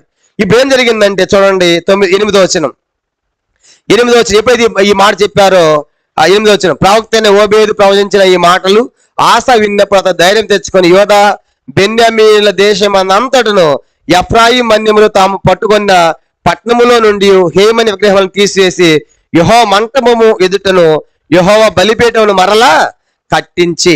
9 చూడండి, యోధా వారిని అందరినీ, బెన్యామీలందరినీ, ఎఫ్రాయిం, మనష్షే, షిమ్యోను గోత్ర స్థానంలో వచ్చిన వారి మధ్య నివసించే పరదేశులను సమకూర్చెను. అతని దేవుడైన యెహోవా అతనికి సహాయుడు చూసి ఇశ్రాయేలు వారిలో నుండి విస్తారమైన జనులు అతని పక్షమున కాబట్టి ఇప్పుడు ఎప్పుడైతే ఈ ప్రకటన చేశాడో మళ్ళా ఆ దేశంలో ఇంకేమైతే విగ్రహాలు ఉన్నాయో అవన్నీ తీసివేశాడు. 8వ వచనంలో తీసివేసిన తర్వాత 9వ వచనం చూడండి. 9వ వచనంలో ఏం జరిగిందంట, ఇశ్రాయేల్లో నుండి 9వ వచనం చదవగానే మీకు ఒక డౌట్ రావాలి. 9వ వచనంలో ఎవరున్నారు చూడండి. 9వ వచనంలో ఎవరున్నారు? 9వ వచ్చినటువంటి గోత్రాలు ఎక్కడ గోత్రాలు అయ్యి చెప్పండి. 9వ వచనంలో ఎఫ్రాయిము, మనష్షే, షిమ్యోన్ ఈ గోత్రాలు ఎక్కడ ప్రజలు? వీళ్ళు ఇశ్రాయేలు ప్రజలు. వీళ్ళ ఈ 2 గోత్రాలు అని చెప్పాను, ఇది యోధా బెన్యామీను గోత్రాలు. మరి వాళ్ళు ఇక్కడ ఎందుకు వస్తున్నారంట? ఇప్పుడు వాళ్ళు కూడా ఇక్కడికి వచ్చారు. చాలా 9వ ఎఫ్రాయిము, మనష్షే, షిమ్యోను గోత్ర స్థానం వచ్చిన వారి మధ్య నివసించు పరదేశులు. ఇప్పుడు వీళ్ళు ఏమంటారు అర్థం చూడండి.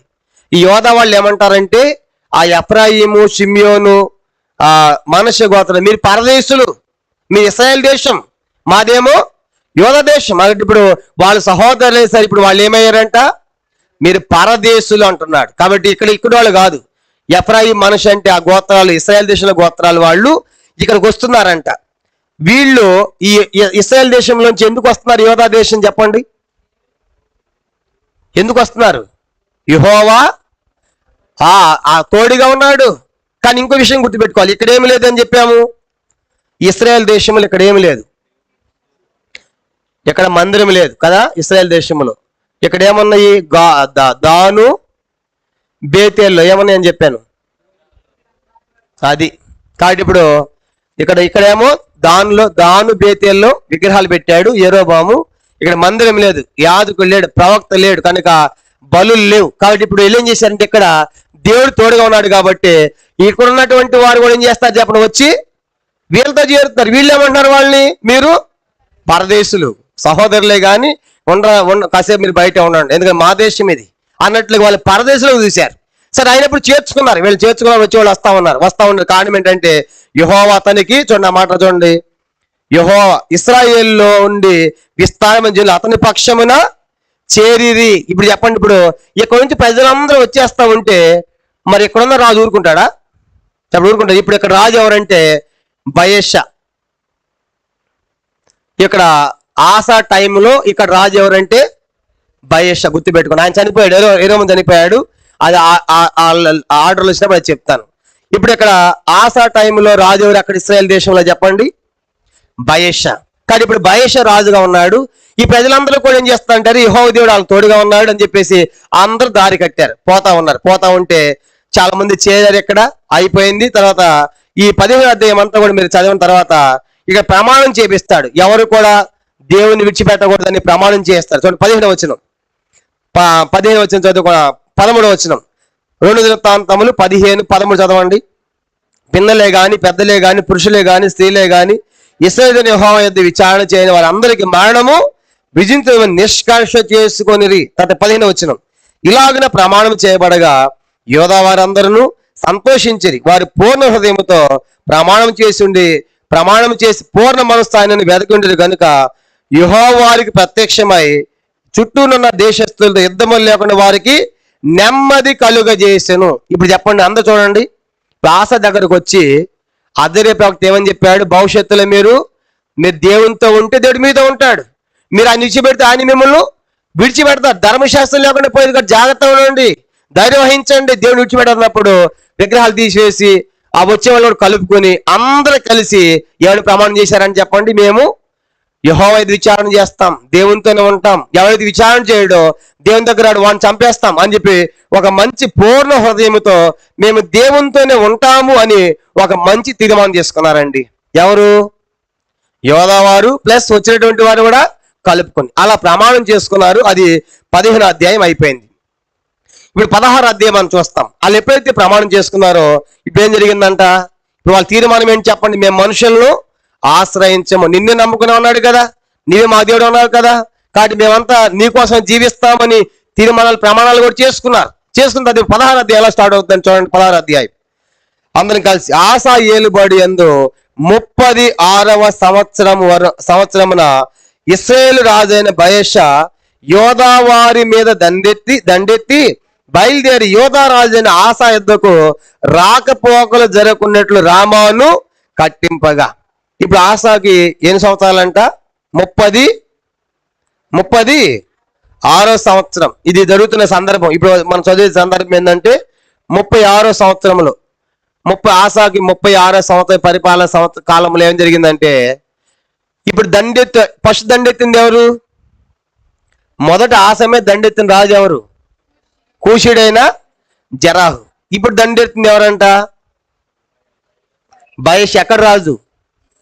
ఇశ్రాయేల్ రాజు. బాగా గుర్తుపెట్టుకున్నాం. మొదటి రాజు ఏమో కూషుడైన జరాహు దండెత్తి వచ్చాడు, కానీ వాళ్ళు ఓడిపోయారు, యుద్ధ వారికి గెలిచేట్టు మనం చూసాం. కానీ ఇప్పుడు రెండవ యుద్ధం వస్తుంది.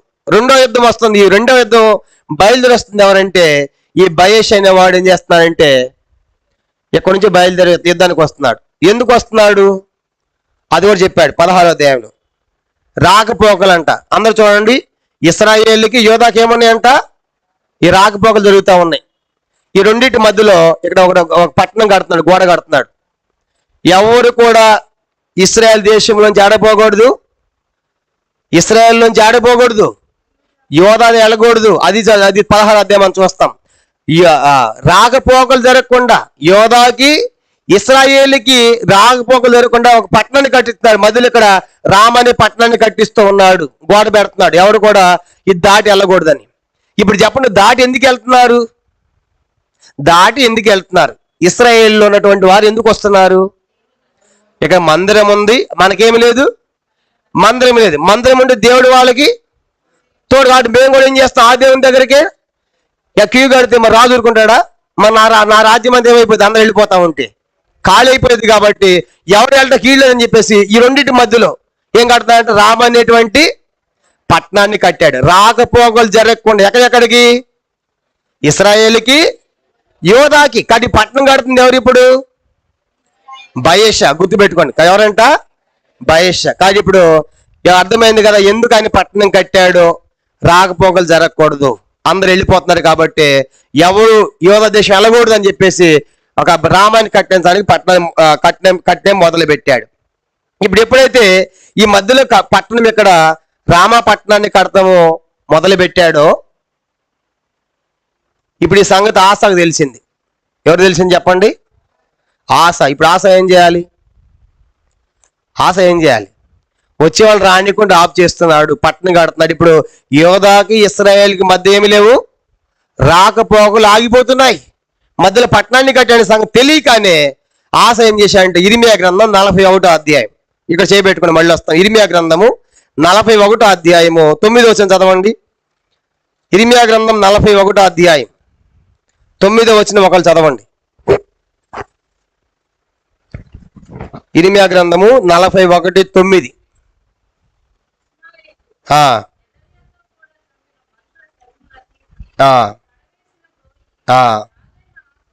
రాజైన ఆశ. చాలండి, అందరు చెప్పండి. రాజైన ఆశ. అందరు చెప్పండి. రాజైన ఆశ ఇశ్రాయేలు రాజైన బయెషాకు భయపడి. ఇప్పుడు చెప్పండి, ఇక్కడ పట్టణం కడతా ఉంటే ఆశ ఏం చేస్తున్నా అంట? ఎవరికి? ఇశ్రాయేలు రాజైన బయెషాకి. అప్పుడు 10 లక్షల సైన్యం వచ్చి ఏం చేసావు? ప్రార్థన చేసి. ఇప్పుడు ఎందుకు భయం మరి? అంటే ఏమవుతుంది? దేవుణ్ణి విడిచిపెట్టినట్టే కదా, విశ్వాసం లేనట్టే కదా. 5,80,000 మంది 10 లక్షల సైన్యం వచ్చిన పెద్ద ప్రార్థన చేసి విజయం సాధించావు. ఇప్పుడు వాళ్ళు బయెష వస్తా ఉంటే, పట్టణం కడతా ఉంటే బయెషకి ఏం చేస్తా అంట? భయపడ్డాడు. భయపడి ఏం చేస్తా అంటే ఈ మందిరంలో ఉన్నాయి కదా, యెరూషలేము మందిరం ఉంది కదా, ఈ మందిలో వెండి బంగారం వస్తువులన్నీ కూడా లంచములాగా ఎవరికి ఇస్తున్నాడంటే ఈ బయెషా మీదకి యుద్ధానికి రమ్మని సిరియా రాజు. ఎవరంటైనా సిరియా రాజు అయినటువంటి బెన్హదదు. ఎవరంటే ఆయన? బెన్హదదు. ఇప్పుడు చూడండి, ఇప్పుడు ఈ యోధా మీదకి యుద్ధానికి వస్తుంది ఎవరు?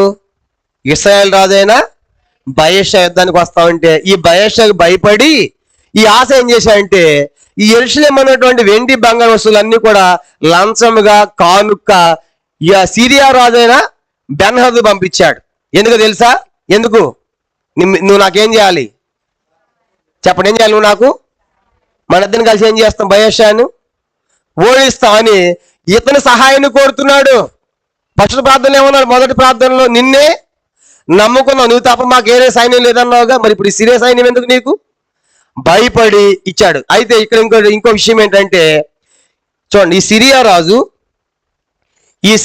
రాజు తర్వాత ఇక్కడ బయెషా ఇద్దరు ఫ్రెండ్స్ అన్నమాట.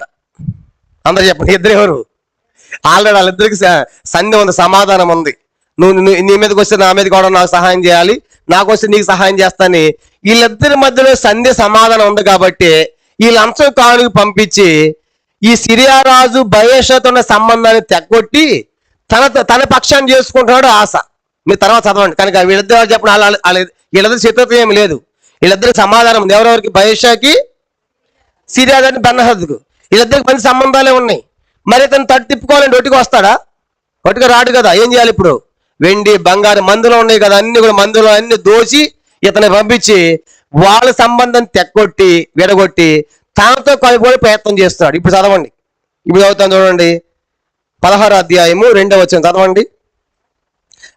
మొదటి వచనం, యోధరాజున ఆశ రాకపోకలు జరగకుండా రామాను కట్టింపగా. ఎప్పుడైతే ఈ రామాన్ని కట్టి మొదలు పెట్టాడు, ఇప్పుడు 2వ వచనం, ఆశ యెహోవా మందును రాజనగరనందున ఉన్న బొక్సములను వెండి బంగారం తీసి దమస్కులో నివాసము చేయు సిరియా రాజుకు బెన్హదదు వద్దకు దూతల చేత పంపించి, చదవండి, నా తండ్రికిని నీ తండ్రికిని కలిగినట్లు నాకును నీకును సంధి కలిగి ఉన్నది, వెండిని బంగారం నీకు పంపి ఉన్నాను. ఇశ్రాయేల్ రాజుని బయషా నన్ను విడిచి ఆవలికి పోవునట్లుగా నీవు అతనితో చేసిన సంధిని భంగము చేయమని వర్తమానము చేశాను. చూసారా, నువ్వు ఆల్రెడీ అతనితో సంధి చేసుకున్నావు. ఎవరితో? బయషాతో. ప్లీజ్ దయచేసి మీ తండ్రికి మా తండ్రికి సంబంధం ఉంది, ఇప్పుడు వెండి బంగారాన్ని పంపిస్తున్నాను, ఈ లంచమంతా ఈ కానుకంతా తీసుకొని ఆ బయషతో సంబంధాన్ని నువ్వేం చేయాలి?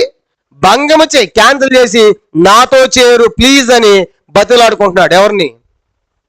సిరియా రాజైన బెన్హదను. ఇప్పుడు ఆసని ఏమన్నాలు చెప్పండి? ఆసగానే బుద్ధి ఉందా? మొదటి ప్రార్థన ఎంత ప్రార్థన చేశావు? ఎంత దేవుణ్ణి సహాయం చేశాడు? ఇప్పుడు ప్రార్థన చేయొచ్చుగా. దేవుడు ముందే చెప్పాడు, జాగ్రత్త, మీరు ధర్మశాస్త్రం ఏం చేస్తారు? విడిచిపెడతారు, మీరు దేవుని పక్షంగా ఉండరని చెప్పాడు 15వ అధ్యాయంలో.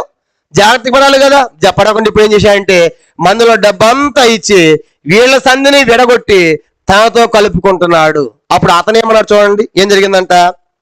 4వ వచనం, 2 దినవృత్తాంతాలు 16:4 చదవండి. బెన్హదదు రాజైన ఆసా మాట అంగీకరించి తన సైన్యముల అధిపతులను ఇశ్రాయేలు వారి పట్టణం మీద పంపగా వీరు ఇయోనును దానును అబెల్మాయిము నఫలాయిం ప్రదేశములకు చేరి పట్టణములను కొట్లను కొల్లబెట్టిరి. 15వ వచనం, బయషా అది విని రామాను ప్రాకారములతో కట్టుట మానివేసి తాను చేయుచున్న పని చాలించెను. అప్పుడు రాజైన ఆసా యోధా వారందరూ సమకూర్చి వీరు పోయి బయషా కట్టించున్న రామపట్నపు రాళ్లను దూలములను తీసుకొని వచ్చిరి. వాటితో ఆసా గెబాను మిస్పాను ప్రాకారపురములుగా కట్టించెను. ఇప్పుడు అందరూ చూడాలి. ఇప్పుడు ఎప్పుడైతే ఈ వెండి బంగారు పంపించాడో ఆసా ఎవరికి? సిరియా రాజైన బెన్హదదుకు వెంటనే యాక్సెప్ట్ చేశాడు. శబాష్ అన్నాడు, ఇంత ఇస్తే నేను రాకుండా ఉంటా నీతోని, నీ ఇంట్లో ఉన్న రాజనగర్లో బంగారం, మందిరంలో బంగారం సామాన్యమైందా? తీసుకున్నాను, యాక్సెప్ట్ చేశాను కనుక నేను నీకు సపోర్ట్ చేస్తా అన్నాడు. ఎప్పుడైతే ఈ ఆసాకి సిరియా రాజు బెన్హదదు సపోర్ట్ చేస్తా సంగతి ఈ బయషాకి తెలిసిందో, ఏం చేశాడంట, తెచ్చిన రాళ్ళు కర్రలు అద్వాలన్నీ వదిలిపెట్టేసి వెనక్కి వెళ్ళిపోయాడు. కనుక తగ్గిపోయాడు వెనక్కి. ఇద్దరు సైన్యాన్ని మనం గెలవలేము కాబట్టి వీడు నాకు మోసం చేశాడు సిరియా రాజు, కాబట్టి వద్దు కట్టేది ఎందుకు అని చెప్పేసి కట్టడము, కట్టడం రామపట్నాన్ని కట్టడము మానుకొని వెనక్కి వెళ్ళిపోయాడు. ఎవరు? బయషా. ఇప్పుడు అక్కడ తెచ్చిన సరుకంతా ఉంది కదా, తెచ్చిన దూలములు కర్ర రాళ్ళు ఇవన్నీ తెచ్చి ఆసా మళ్ళీ కొన్ని పట్టణాలు కట్టాడు. సో ఇది మనం చదువుకుంది. కానీ ఇప్పుడు విజయం సాధించాలనుకుంటున్నాడు. ఎంతవరకు అయిపోవాలి ఆశ చేత. ఎంతవరకు ఇతను చేసిన పొరపాటు ఇప్పుడు మళ్ళీ ఒక ప్రవక్తను పంపిస్తున్నాడు. ఆశ, నీకైనా బుద్ధి ఉందా? నువ్వు చేసిన పని ఏంటి అని మళ్ళీ వచ్చి ఒక ప్రవక్త ఆశని గద్దిస్తున్నాడు. కాబట్టి ఇప్పుడు యుద్ధం లేకుండా అయిపోయింది. ఒక విధంగా యుద్ధంలో గెలిచినట్టే ఆశ. ఎట్ట గెలిచాడు చెప్పండి? వెండి బంగారాలు పంపించి ఇద్దరు కలిసి అతడు భయపడి రాకుండా చేసి అవన్నీ తెచ్చేసి మిగిలిపోయినటువంటి పదార్థాలు కనుక ఆ రాళ్ళు కానీ కర్రలు కానీ తెచ్చి మిస్పా గెబా పట్టణాలన్నీ కట్టించి ఆయన గెలిచేయాలనుకుంటున్నాడు. ఇప్పుడు దేవుడు ఊరుకుంటాడా? ఆశ మొదట ఏం చేశావు? ఎంత ఆధారపడవు నా మీద. తర్వాత నేనేం చెప్పించాను, మళ్ళీ జాగ్రత్త మనం చెప్పించేది భవిష్యత్తు జరిగే సంగతులు ఇవన్నీ కూడా నువ్వు చేసిన పని ఏంటని చెప్పేసి మరొక ప్రవక్త వెళుతున్నాడు. ఈ సందర్భం అయిన తర్వాత చూడండి, ఇప్పుడు 7వ వచనం, 2 దినవృత్తాంతాలు 16:7 చదవండి. ఆ కాలమందు దీర్ఘదర్శి అయిన హనాని యోధారాజైన ఆసా యుద్ధకు వచ్చి అతనితో ఇలాగ ప్రకటించెను, నీ దేవుని యెహోవాను నమ్ముకొనక సిరియా రాజును నమ్ముకొంటివే. సిరియా రాజు యొక్క సైన్యము నీ వశమును తప్పించుకొని పోయిను. బహు విస్తారమైన రథములను గుర్రపు రౌతులు గల కూషీలను లూబీలను గొప్ప దండే వచ్చింది కదా. ఆయనను నీవు యెహోవాను నమ్ముకున్నందున ఆయన వారిని నీ చేతికి అప్పగించాను. ఇప్పుడు ఈ హనాని ప్రవక్త వచ్చాడు కనుక మొదటి వచ్చిన ప్రవక్త ఎవరు చెప్పండి? ఆయన 15వ అధ్యాయంలో ప్రవక్తలు జాగ్రత్తగా ఉండండి హెచ్చరించాడు. ఎవరు ఆ ప్రవక్త? అజర్య ప్రవక్త. కాబట్టి ఇప్పుడు మరొక ప్రవక్త వచ్చాడు. ఎప్పుడైతే ఈ యొక్క ఆశ బయషాకు భయపడి సిరియా రాజు నమ్ముకున్నాడు, సిరియా రాజు సహాయాన్ని కోరాడు. సిరియా సహాయంతో గెలిచాను అనుకుంటున్నాడు. అయితే దేవుడు హనాని పంపించాడు. హనాని అంటే అర్థము కృప అని అర్థం, దేవుని కృప అని అర్థం. హనాని ప్రవక్త. ఆ హనాని అంటే అర్థము దేవుని కృప అని అర్థం. ఇప్పుడు ప్రవక్త వచ్చి ఏమంటున్నాడంటే, ఆసా నువ్వు చేసిన పని ఏంటి? నువ్వు యెహోవాను నమ్ముకోనలేదు. ఇప్పుడు ఎవరు నమ్ముకున్నావంట?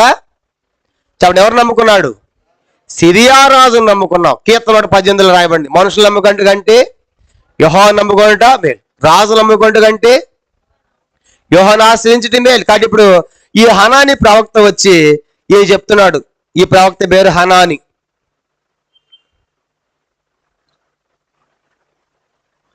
హనాని అంటే దేవుని కృప అని అర్థం. వచ్చి ఇప్పుడు ఆశ చేసిన తప్పును, పొరపాటును తెలియజేస్తా ఉన్నాడు. ఏం పొరపాటు చేసి చెప్పండి? ఆశ చేసిన పొరపాటు ఏంటి? దేవుని నమ్ముకోకుండా సిరియా రాజును నమ్ముకున్నావు కనుక అప్పుడు కూషీ లూబీలు వచ్చారు కాసా.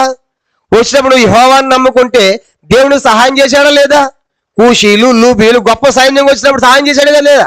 ఇప్పుడు చేసిన పని ఏంటి నువ్వు అని చెప్పేసి ఆ సందర్భాన్ని చెప్పి అతను గద్దిస్తున్నాడు. గద్దిస్తున్నప్పుడు ఆ గద్దించి ఒక మాట అన్నాడు, నీకు మతి లేదు ఆశ అన్నాడు. వెంటనే ఆశకి ఎలా ఉంటుంది? నేను రాజును, నువ్వు ఎవరు? ఆఫ్టర్ ఆల్ ప్రవక్త, నాకు మతి లేదంటావని సీరియస్ అయిపోయాడు. ఎవరి మీద? చెప్పండి, ఎవరి మీద? హనాని ప్రవక్త మీద. తప్పు చేసి కూడా మళ్ళీ ఏం చేస్తున్నాడు చూడండి, తప్పు చేసి మళ్ళీ ఉల్టా అవుతున్నాడు ప్రవక్త మీద. తప్పు చెప్తా ఉంటే దిద్దుకోవాలిగా. దావీదు కూడా వచ్చాడు. దావీదు తప్పు చేస్తే, బెత్షెబ పాపం చేస్తే ప్రవక్త వచ్చాడు. ఆయన ఎవరు? నాతాను. ఒక కథ చెప్పి 100 మంది గొర్రెలు ఉన్నాయి కాబట్టి ఆ గొర్రెలో 100 ఉన్నవాడికి బంధు వస్తే 100 కోసి పెట్టకుండా పేదవాడిది కోసి పెట్టాడు అనగానే దావీదు అన్నాడు, ఆ మనుషుడు సావాలి అన్నాడు. వెంటనే నాతన్నాడు, ఆ మనుషుడవు నువ్వే అనగానే వెంటనే జైలు వేయండి అన్నాడు దావీదు. వెంటనే నేను పాపము చేసి తిని విరిగిపోయి నలిగిపోయాడు. తన తప్పును ఒప్పుకున్నాడు. ఇప్పుడు ఆశ ఏం చేస్తాడు చూడండి. ఆ తప్పు చెప్తా ఉంటే ఆశ చేసిన పని ఏంటి? 9వ వచనం, 8లో నీకు అప్పగించాడు కదా, వాళ్ళు నమ్ముకుంటే దేవుడికి వాళ్ళు అప్పగించాడు కదా అని చెప్పాడు. 9, తన ఎడల యథార్థ హృదయం గల వాళ్ళు బలపరచుడికై యెహోవా కనుదృష్టి లోకమందంతటా సంచారం చేయొచ్చు. ఈ విషయం మందు నీవు మది తప్పి ప్రవర్తించింది కనుక ఇది మొదలుకొని నీకు యుద్ధములే కలుగును. చూసారా, వచ్చేసింది శాపం. కనుక నాశనం వచ్చేసింది ఆశకి. కాబట్టి ఆశ లూబీలు కూషీలు అయితే దేవుని నమ్ముకున్నావు, దేవునికి సహాయం చేశాడు. ఇప్పుడు నువ్వు దేవుని నమ్ముకోవట్లేదు. ఎవరు నమ్ముకుంటున్నావు? శ్రీరాజు నమ్ముకున్నావు, దేవుని పక్కన పెట్టావు. కాబట్టి చూడక నువ్వు మతి తప్పి ప్రవర్తించావు, మతి లేని పని చేశావు. కాబట్టి నీ జీవితంలో ఇప్పుడు దాకా యుద్ధాలు లేవు. ఏం స్టార్ట్ అవుతుంది నీకుగా? యుద్ధములే అనగానే వెంటనే ఆశ దేవా క్షమించని పశ్చాత్తాపడి ఎంత బాగుండు చేయలే. ఏం చేశాను చూడండి ఆ మాట అనగానే 10వ వచనం, నీకు యుద్ధాలని చెప్పాడు. 10వ వచనం, అట్లు ఆ దీర్ఘదర్శి అట్లు ప్రకటించినందుకు ఆశ అతని మీద కోపగించి రౌద్రము చూపి అతన్ని బందీ గృహములో వేసెను. చూసారా, ఆయన చెప్పే ప్రవక్త పని చాలా కష్టం. కాబట్టి ప్రవక్తలు చెప్పింది ఉన్నదొన్నట్టు చెప్పాల్సిందే. దేవుడు చెప్పాడు, పో హనాని పో, ఆశకు చెప్పు, కానీ ఆశకు యుద్ధాలని చెప్పు అని చెప్పినప్పుడు నీకు యుద్ధాలంటే ఊరుకుంటాడా? కాబట్టి వెళ్ళి చెప్పాడు. ఎవరు చెప్తాడు? ఇప్పుడు ఆశకు వచ్చి నిలబడి, ఆశ ఇక మొదలుకొని నువ్వు మత్తపు ప్రవర్తించావయ్యా, నువ్వు దేవుని నమ్ముకున్నావు కానీ దేవుని విడిచిపెట్టావయ్యా, సిరియా రాజు నమ్ముకున్నావు కాబట్టి ఇక నీకు ఏముంటాయి? యుద్ధం అనగానే బీపీ వచ్చేసింది. కనుక హై బీపీ అయిపోయింది ఆశకి. కోపం వచ్చేసి వెంటనే వాడిని జైల్లో పెట్టనన్నాడు. హనాన్ని తీసుకుని ఏడేయాలంట జైల్లో. చూసారా, అంతే. ఎట్లా మతి తప్పిన పనులు కదా ఇవన్నీ కూడా. నీ తప్పు నీకు చెప్తా ఉంటే, పొరపాటు చెప్తా ఉంటే వెంటనే సరి చేసుకోవాలి కదా. సరి చేసుకోకుండా ఆ ప్రవక్త మీద కోపగించి జైల్లో పెట్టించాడు. పెట్టిన తర్వాత ఏం జరిగింది చూడండి. బందీ గృహంలో వేసి, ఇది కాక ఆ సమయం మంది ఆశ జనుల్లో కొందరిని బాధపరిచిన. కొంతమంది చెప్పుంటారు జనులు కూడా, ఆశ ఎందుకు అనవసరంగా ఈ పని చేశావు? ఫస్ట్ మనం దేవునికి ప్రార్థన చేస్తే ఏమైంది? మనము విజయం పొందాం కదా, ఇప్పుడు అటెండ్ చేసావు అయ్యా అని అంటా ఉంటే వాళ్ళని బాధ పెట్టాడు. మేము మాకు చెప్పేవాళ్ళు అన్నట్టుగా ప్రజల్ని బాధ పెట్టాడు. అడిగిన వాళ్ళని ప్రవక్తను కూడా జైల్లో వేశాడు. అంత మాత్రమే కాదంట, ఇంకా అతను ఏం జరిగిందంటే చూడండి 12వ వచనం, ఆశ తన ఏలుబడి యందు 39వ సంవత్సరమున పాదముల్లో జబ్బు పుట్టి తాను బహుబాధపడినను దాని విషయంలో అతడు యెహోవా యందు విచారణ చేయక వైద్యులను పట్టుకొనెను. ఇప్పుడు ఎన్నో సంవత్సరాలు జబ్బు వచ్చిందంటే ఈయనకి? ఆశకి ఎన్నో సంవత్సరం? 39. యుద్ధం వచ్చింది ఎప్పుడు? 36లో. అంతే, ఎంత టైం ఉంది? 3 సంవత్సరాలు. కాబట్టి ఇప్పుడు అంటే ఇంకా ఆశ జబ్బు వచ్చింది 39 ఏట. మరి ఎంత గ్యాప్ వచ్చినప్పుడు ఇప్పుడు జబ్బు వస్తే ఏం చేయాలి? ఇప్పుడు జబ్బు పుట్టింది పాదాల్లో, వెంటనే ఏం చేయాలి? ఆశ దేవుని ఆశ్రయించాలా, డాక్టర్లా? కానీ డాక్టర్ ఎందుకు, ఇంకో డాక్టరే కదా. ఆశ అంటే అర్థం ఏంటి? వైద్యుడు కాబట్టి. ఎంతమంది డాక్టర్లు లేరు, మంచి హాస్పిటల్ చూడండి పోండి అన్నాడు. కనుక హాస్పిటల్ చూసి కనుక హాస్పిటల్ అడ్మిట్ అయ్యి వైద్యుల దగ్గరికి వెళ్ళాడు, డాక్టర్ల దగ్గరికి వెళ్ళాడు, దేవుని దగ్గర రావట్లేదు. ఎంత విచారము! కాబట్టి డాక్టర్లు కూడా ఏం చేస్తారంటే కొన్నిసార్లు తీసుకెళ్ళి సాగబోయేవాడిని పెట్టి అక్కడ పెట్టి బతికిన సార్ అంటే వాళ్ళు అంటారు తెలుసా, మేము దేవుళ్ళం కాదయ్య అంటారు డాక్టర్లు కూడా. నిజమైన డాక్టర్లు ఏమంటారు, మేము కూడా ప్రతి డాక్టర్ ఏ డాక్టర్ని ఖచ్చితంగా బతికిస్తానంటాడా? అట్టనేవాడు సంతకం పెట్టించుకోడు ముందే, ఎల్లగా ముందు సంతకం పెట్టాలి ఫైల్ మీద, ఏమైనా మాకు సంబంధం లేదని. అట్లయితే లోపల అడ్మిషన్, ఆ తర్వాత ట్రీట్మెంట్ అనమాట. చూడండి ఎందుకు అర్థమేంటి, దాని అర్థం ఏంటి, మేము కూడా మనుషులం కాదు కనుక మా ప్రయత్నం ఏం చేస్తాం అనే డాక్టర్లు కూడా. కానీ ఇప్పుడు ఇతడు ఇంత జరిగినప్పుడు పాదాల్లో జబ్బుట్టినప్పుడు అప్పుడా దేవుని దగ్గర రావాలా? ప్రవక్తనేమో జైల్లో పెట్టించావు, ప్రజలనేమో బాధ పెట్టావు, నీకేమో జబ్బు పుట్టింది. పాదాలు జబ్బు పుట్టినప్పుడు ఏం యెహోవా యొద్ద విచారణ చేయక అంటే అర్థం ఏంటి, దేవా ఇది ఎందుకు వచ్చింది జబ్బు, నాకు ఇలా ఎందుకు అయ్యింది అని దేవుని యొద్ద విచారణ చేయాల్సింది పోయి వైద్యుని పిలిచా అంట, వైద్యుని పట్టుకున్నా అంట.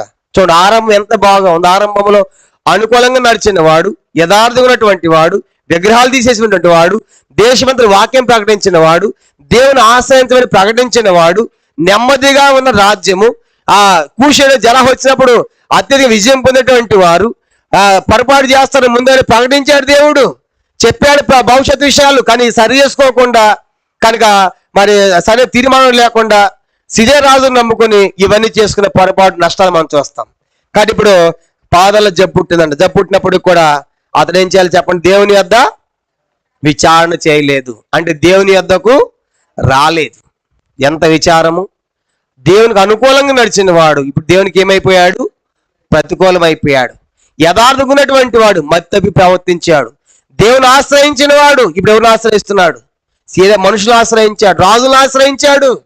చూసారా? కాబట్టి ఆరంభము చాలా బాగుంది, అంతము చాలా విషాదం. కాబట్టి అంతము కానీ అందుకే ఒకరిని జన్మదినము కంటే మన దినమే మేలు. చాలాసార్లు మన బర్త్డే మీటింగ్ చాలా గ్రాండ్గా చేస్తాం మా బర్త్డే అని. బైబిల్లో బర్త్డే కాదంట, ఏది మేలంట, నీ మరణము. కానీ ఎలా పుట్టావో కాదు, ఎలా చనిపోతావు. కానీ నీ ముగింపు ఎలా ఉండబోతుంది. అందుకే దావీదు అంటాడు కీర్తన 39 చూడండి ఒక మాట, 39వ కీర్తన.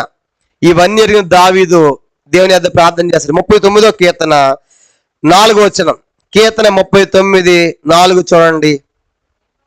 యెహోవా నా అంతము ఎట్లుండునది, నా దినముల ప్రమాణం ఎంతైనది నాకు తెలుపుము, నా ఆయువు ఎంత అల్పమైనది నేను తెలుసుకొని కోరుచున్నాను. దేవా నా అంతం ఎట్లా ఉంది చెప్పయ్యా. కాబట్టి దావీదు యొక్క ప్రార్థన. కాబట్టి ఇప్పుడు ఆశ ఆరంభములో ఆత్మానుసారంగా ఉన్నటువంటి వాడే, ఆత్మానుసారంగా ఉన్నటువంటి వాడే. అందుకే గలతీ 3 అంటాడు కదా, 3వ అధ్యాయము 3వ వచనంలో, ఓ అవేకెళ్ళిన గలతీలారా మీరు ఆత్మానుసారంగా ఆరంభించి శరీరానుసారులుగా పరిపూర్ణులవుదురా. ప్రసంగి 7:8 కార్యారంభము కంటే కార్యాంతం మేలు. ఆరంభానే ఉంది, అంతా సరిగా లేదు. కాబట్టి ఇప్పుడు ఆశకు జబ్బు వచ్చింది. జబ్బు వచ్చి ఏం జరిగిందని చూడండి, ఆ చదివి మనం ముగించుకుంటాం. 2 దినవృత్తాంతములు 16వ అధ్యాయం. 2 దినవృత్తాంతములు 16వ అధ్యాయము 12వ వచనం. ఆశ తన ఏలుబడి యందు 39వ సంవత్సరమున పాదములు జబ్బు పుట్టి తాను బహు బాధపడిందను. చూసారా? ఒకటి అది ఎన్ని సంవత్సరాలు చెప్పి ఎంత గ్యాప్ ఉంది అతని మధ్యలో? 30 సంవత్సరాలు జబ్బు వచ్చింది కనుక యుద్ధం అప్పుడు వచ్చింది. కనీసం దాదాపు 2 నుంచి 3 సంవత్సరాల టైం ఉంది. బహు బాధపడ్డాడంట. కానీ బహుబాధ ఏం చెప్పు అంటే బహు బాధపడినను దాని విషయంలో అతడు యెహోవా యొద్ద విచారణ చేయక వైద్యులను పట్టుకొనెను. కొంతమంది బైబిల్ పండితుల అభిప్రాయం ఏంటంటే ఇది షుగర్ వ్యాధి అంట. ఏ వ్యాధి అంటే ఇది షుగర్ వ్యాధి అని కొంతమంది బైబిల్ పండితుల యొక్క అభిప్రాయం. షుగర్ ఏం చేస్తా ఉంటా, షుగర్ వ్యాధి వస్తే కాలుని తినేస్తా ఉంటుంది అనమాట. ట్రీట్మెంట్ లేకపోతే ఇక అంతే, కాలు తీసేస్తారు. కొంతమంది కాలు తీసేసిన వాళ్ళు ఉన్నారు. కాబట్టి చాలా డేంజర్. కాబట్టి ఇప్పుడు పాదాలు జబ్బు పుట్టింది కనుక చనిపోయాడంట. చూడండి, ఆ తర్వాత బహు బాధపడి చనిపోయాడు. కానీ వైద్యుల దగ్గరికి వెళ్ళాడు కానీ దేవుని యొద్ద యెహోవా యొద్ద ఎంత కఠినమైపోయాడు, అంత కఠినమైన దేవుడు అంటే. ఆ దేవుని యొద్దకు రాకుండా ప్రవక్తను జైల్లో పెట్టి ప్రజలను బాధపరిచి హృదయం కఠినం చేసుకుని వైద్యుల దగ్గరికి వెళ్ళాడు. ఏమైపోయాడు చూడండి 13 వైద్యులు పట్టుకొని 13 ఆస తన పితరులతో కూడా నిద్రించి తన ఏలుబడి యందు 41 సంవత్సరమున మృతి నొందగా. చూడండి ఎన్ని సంవత్సరాలు పరిపాలించడం చూసాము. 41 సంవత్సరాలు అతని పరిపాలన కాలం. చనిపోయాడు. చనిపోతే ఏం జరిగిందంట చూడండి, అది కూడా చదువుతాం.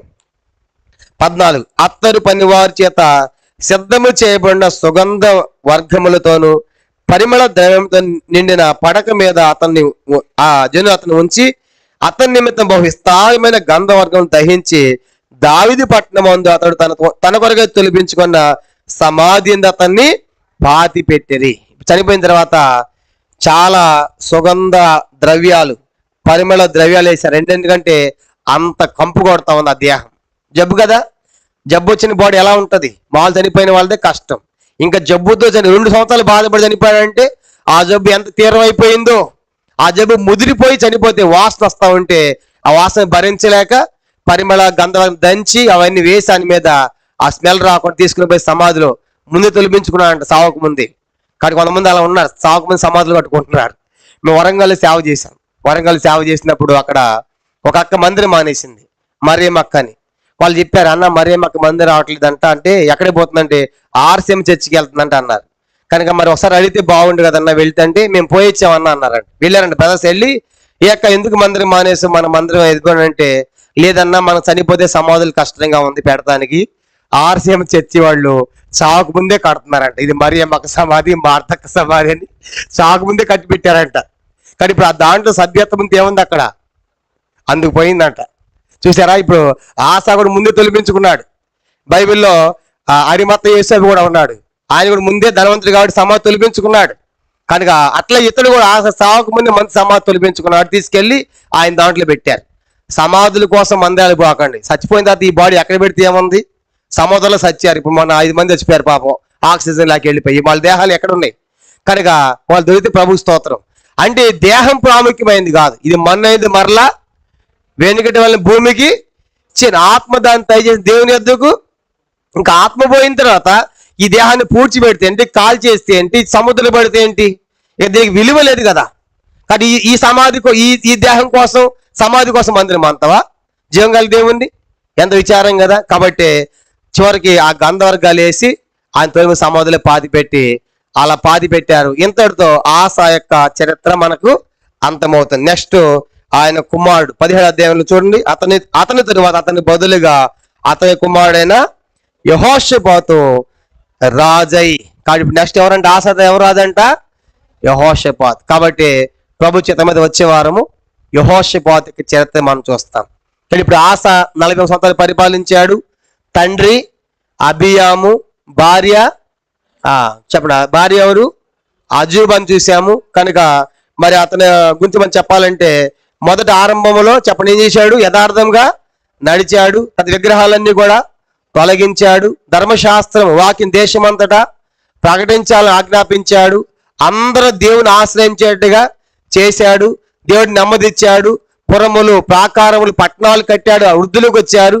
యుద్ధం వచ్చింది. ఎవరంటే కూషుడైన జరాహు యుద్ధం 10,000 లక్షలతో వచ్చినప్పుడు, 10 లక్షల మంది వచ్చినప్పుడు 5,80,000 మందితో గొప్ప ప్రార్థన చేశాడు. ప్రార్థన ద్వారా వాళ్ళు జయించారు, అత్యధిక విజయం పొందారు. మళ్ళా కొల సంబంధం తెచ్చి మళ్ళీ పట్టణాలు కట్టి విస్తరించారు. ఆ తర్వాత అదిరే ప్రవక్త వెళ్ళాడు, భవిష్యత్తులో మీరు దేవుని విడిచిపెడతారు, ధర్మశాస్త్రం విడిచిపెడతారు, దేవుని పక్షంగా ఉండకుండా తప్పిపోతారు, కాబట్టి జాగ్రత్త, మీరు దేవుని పక్షంగా ఉంటే దేవుడు మీ పక్షం ఉంటారని ముందే హెచ్చరికలు జారీ చేశాడు, జాగ్రత్త పడమని. అప్పుడు తీర్మానం చేసుకున్నారు ఉంటామని. కానీ ఇప్పుడు బయషా దండెత్తాడు. 2వ రాజుగా యుద్ధంగా వచ్చినప్పుడు ఏం చేశాడంటే బయషాకు భయపడి సిరియా రాజుతో నమ్ముకొని సిరియా రాజు కానుకలన్నీ పంపించి, కనుక సిరియా రాజుకి లంచాలకు పంపించి మందులన్నీ దోసిపెట్టేసి పంపించేసి సిరియా రాజు నమ్ముకున్నందుకు కాను దేవుడు నీకు మతిపోయింది, మతితో ప్రవర్తించావు, నువ్వు దేవుని నమ్ముకోవాలా, రాజుని నమ్ముకున్నా, మనుషులు నమ్ముకున్నా, కాబట్టి నీకు ఇది మొదలుకొని యుద్ధములని ప్రకటించాడు హనానీ ప్రవక్త. అందుకని హనానీ ప్రవక్త ఎక్కడ పెట్టాడంట? జైల్లో పెట్టి ప్రజలను బాధ పెట్టి భయంకరమైన జబ్బు పుట్టి పాదాల్లో దేవుని యొద్ద యెహోవా యొద్ద ప్రార్థన చేయకుండా విచారణ చేయకుండా వైద్యులు పట్టుకొని మరణించాడు ఆశ. కాబట్టి ఇది ఆశ యొక్క విషాదాంతం. కాబట్టి ఆరంభం ఎంత బాగుంది, ఆరంభంలో ఎంత గొప్ప కార్యాలు చేసిన వాడు చివరికి అంతం ఎలా ఉందో చూడండి. కాబట్టి మన ఆరంభం కాదు, మన అంతా మాట్లాడబోతా ఉంది. మన జన్మదినం కాదు, మన మరణదినం చాలా ప్రాముఖ్యమైనది. కాబట్టి 4 రాళ్ళు సంపాదించి 4 రాళ్ళు వెనకేసుకోపోయినా పర్వాలేదు, కానీ 4 మనుషులను సంపాదించుకోవాలి. చాలా మంచివాడు అన్న, మంచివాడ కనేటట్టుగా, అందుకే చనిపోయే కొంతమంది సాక్ష్యాలు ఉన్నప్పుడు ఆశ్చర్యపోతాం. కాబట్టి అట్లా సంపాదించుకోలేపాడు ఆశ. కారణం ఏంటంటే ఆ ప్రవక్తనే కోపగించి తన తప్పును తన పొరపాటును తెలియజేసినందుకు గాను జైల్లో పెట్టించాడు. కనుక ఎంత విచారం, ప్రజలను బాధ పెట్టాడు. జబ్బు పుట్టి కూడా దేవుని యొద్దకు రాకుండానే చనిపోయాడు. కాబట్టి ఆశలాగా మనం ఉండకుందుము గాక. ఎందుకంటే దుష్టాంతలు సంభవించి యుగాంతమున మన బుద్ధి కలిగి ఈ విషయాలు రాయబడ్డాయి. కాబట్టి మనం జాగ్రత్త పడతాం, మంచి తీర్మానం చేసుకుంటాం. ప్రభు ఈ వాక్యాన్ని దీవించును గాక. ప్రార్థన చేయమంటారా? ప్రార్థన చేసుకుంటాం. ఈ వాక్య వెలుగులో మన వ్యక్తిగత జీవితాలను స్వపరీక్ష చేసుకుంటాం. ఆరంభము ఎంతో బాగుంది ప్రతి రాజు కూడా, కానీ అంతములోనే తప్పిపోయారు. మనము కూడా ఆరంభించాం పరుగు, ఇక ముగించలేదు. మార్గంలో ఉన్నాం, దారిలో ఉన్నాం. కుడి ఎడమలు తొలగిపోతామా లేకుంటే సాగిపోతామా? గలతీయుల పౌలు అంటాడు, అవివేకులను గలతీయులారా, ఎవరు మిమ్మల్ని అడ్డగించాను? ఒకప్పుడు బాగా పరిగెత్తారు కదా, ఇప్పుడు సరిగా పరిగెత్తలేకపోతున్నావు, ఆగిపోయావు. ఒకప్పుడు దేవుని నమ్ముకున్నావు, దేవా దేవా అన్నావు, ఇప్పుడు మనుషులు నమ్ముతున్నావు, రాజులు నమ్ముకుంటున్నావు, ధర్మశాస్త్రం పక్కన పెట్టావు, దేవుని పక్కన పెట్టావు. ఆరంభంలో దేవునికి అనుకూలంగా ఉన్నావు, ఆత్మీయంగా ఉన్నావు, వాక్యాన్ని ప్రేమించావు, దేవుని ఆశ్రయించావు, కష్టాలు వచ్చినప్పుడు ప్రార్థన చేస్తావు, విజయాలు పొందావు. అయితే సిరియా రాజు, బయేష రాజు వంటి మరికొన్ని సందర్భాల్లో నువ్వు దేవుని పక్కన పెట్టి మనుషులు ఆశ్రయిస్తూ ఉన్నావు. లోకంలో ఉన్నవాని కంటే మీలో ఉన్నవాడు గొప్పవాడు. దేవా, అసలు ఎన్నోసార్లు నేను నిన్ను పక్కన పెట్టానయ్యా, మనుషులు నమ్ముకున్న, రాజులు నమ్ముకున్నా, దయతో నన్ను క్షమించండి, అలా నేను ఉండకుండును గాక. కాబట్టి ఆశలాగా మొండిగా మూర్ఖత్వంగా ప్రార్థన చేయడం మానేశాడు యెహోవా. అలా మేము ఉండకూడదని మనకి హెచ్చరికిస్తుంటుండగా ఈ రాత్రి మన పొరపాట్లు మనం ఒప్పుకుంటాం. ఎక్కడ దేవుని విసర్జించామో, దేవుని పక్షంగా లేమో, రాజులు నమ్మామో, ఈ రాత్రి ఎంత స్పష్టంగా దేవుడు మాతో మాట్లాడాడు. ఒక మంచి తీర్మానంతో ఈ స్థలం విడిచి వెళుదుముగాక. ప్రార్థన. పరలోకమందున్న మా తండ్రి, పరిశుద్ధ దేవ, మీ స్తోత్రాలు. ఈరోజు ఆశ యొక్క చరిత్ర మేము చూసాం. ఆశ ఆరంభం ఎంతో బాగుంది, కానీ అంతము ఎంత విషాదాంతంగా విచారముగా ముగించబడింది. ప్రభా, దయల మా తండ్రి, రాత్రి ఈ సంగతులు విన్నా మేము మా జీవితాలు మేము జాగ్రత్త పడాలి. కొన్నిసార్లు నిన్ను నమ్ముకుంటున్నాం, కొన్నిసార్లు నిన్ను పక్కన పెడుతున్నాం, తప్పిపోతున్నాం, తొలగిపోతున్నాం. ఇది దేవుడు చేయలేడు, ఇది ఎలా అవుతుంది, అసాధ్యం కదా అన్నట్లుగా మనుషుల దగ్గరికి, డాక్టర్ల దగ్గరికి వెళ్ళే సందర్భాలు మా జీవితం లేకపోలేదు. మమ్మల్ని దయతో క్షమించండి, కనికరించండి, కృప దయచేయండి. నీ ప్రవక్తలు, సేవకులు, యాజకులు ఇచ్చిన హెచ్చరికలు, గద్దింపులు మేము తీసుకోవాలి, సరి చేసుకోవాలి, కానీ వారి మీద కోపం జైలు పెట్టకూడదు ప్రభు. అలా చేశారు ఆశ. అలా మేము ఉండకుండా మాకు ఇచ్చే హెచ్చరికలు సంతోషంతో స్వీకరించి సరిదిద్దుకొని సరి చేసుకుని మా జీవితాలు మార్చుకొని ముందుకు సాగడానికి సహాయపడమని, వాక్యాన్ని దీవించమని, వచ్చిన ప్రజలందరూ ఆశీర్వదించమని వందన స్తోత్రాలు చెల్లిస్తూ మీకు అప్పగించుకుంటూ యేసుక్రీస్తు నామమున ప్రార్థించి స్తుతించి అతి వినమ్రగా వేడుకొనుచున్నాము తండ్రి. ఆమేన్. మన తండ్రి దేవుని ప్రేమయు, కుమారుడు యేసుక్రీస్తు వారి కృపయు, పరిశుద్ధాత్మకు అన్యోన్య సహవాసము చేర్చిన మనకును, తను ప్రేమించు వారికి సకల పరిశుద్ధులకును ఇప్పుడు ఎల్లప్పుడూ సదాకాలము తోడై ఉండును గాక.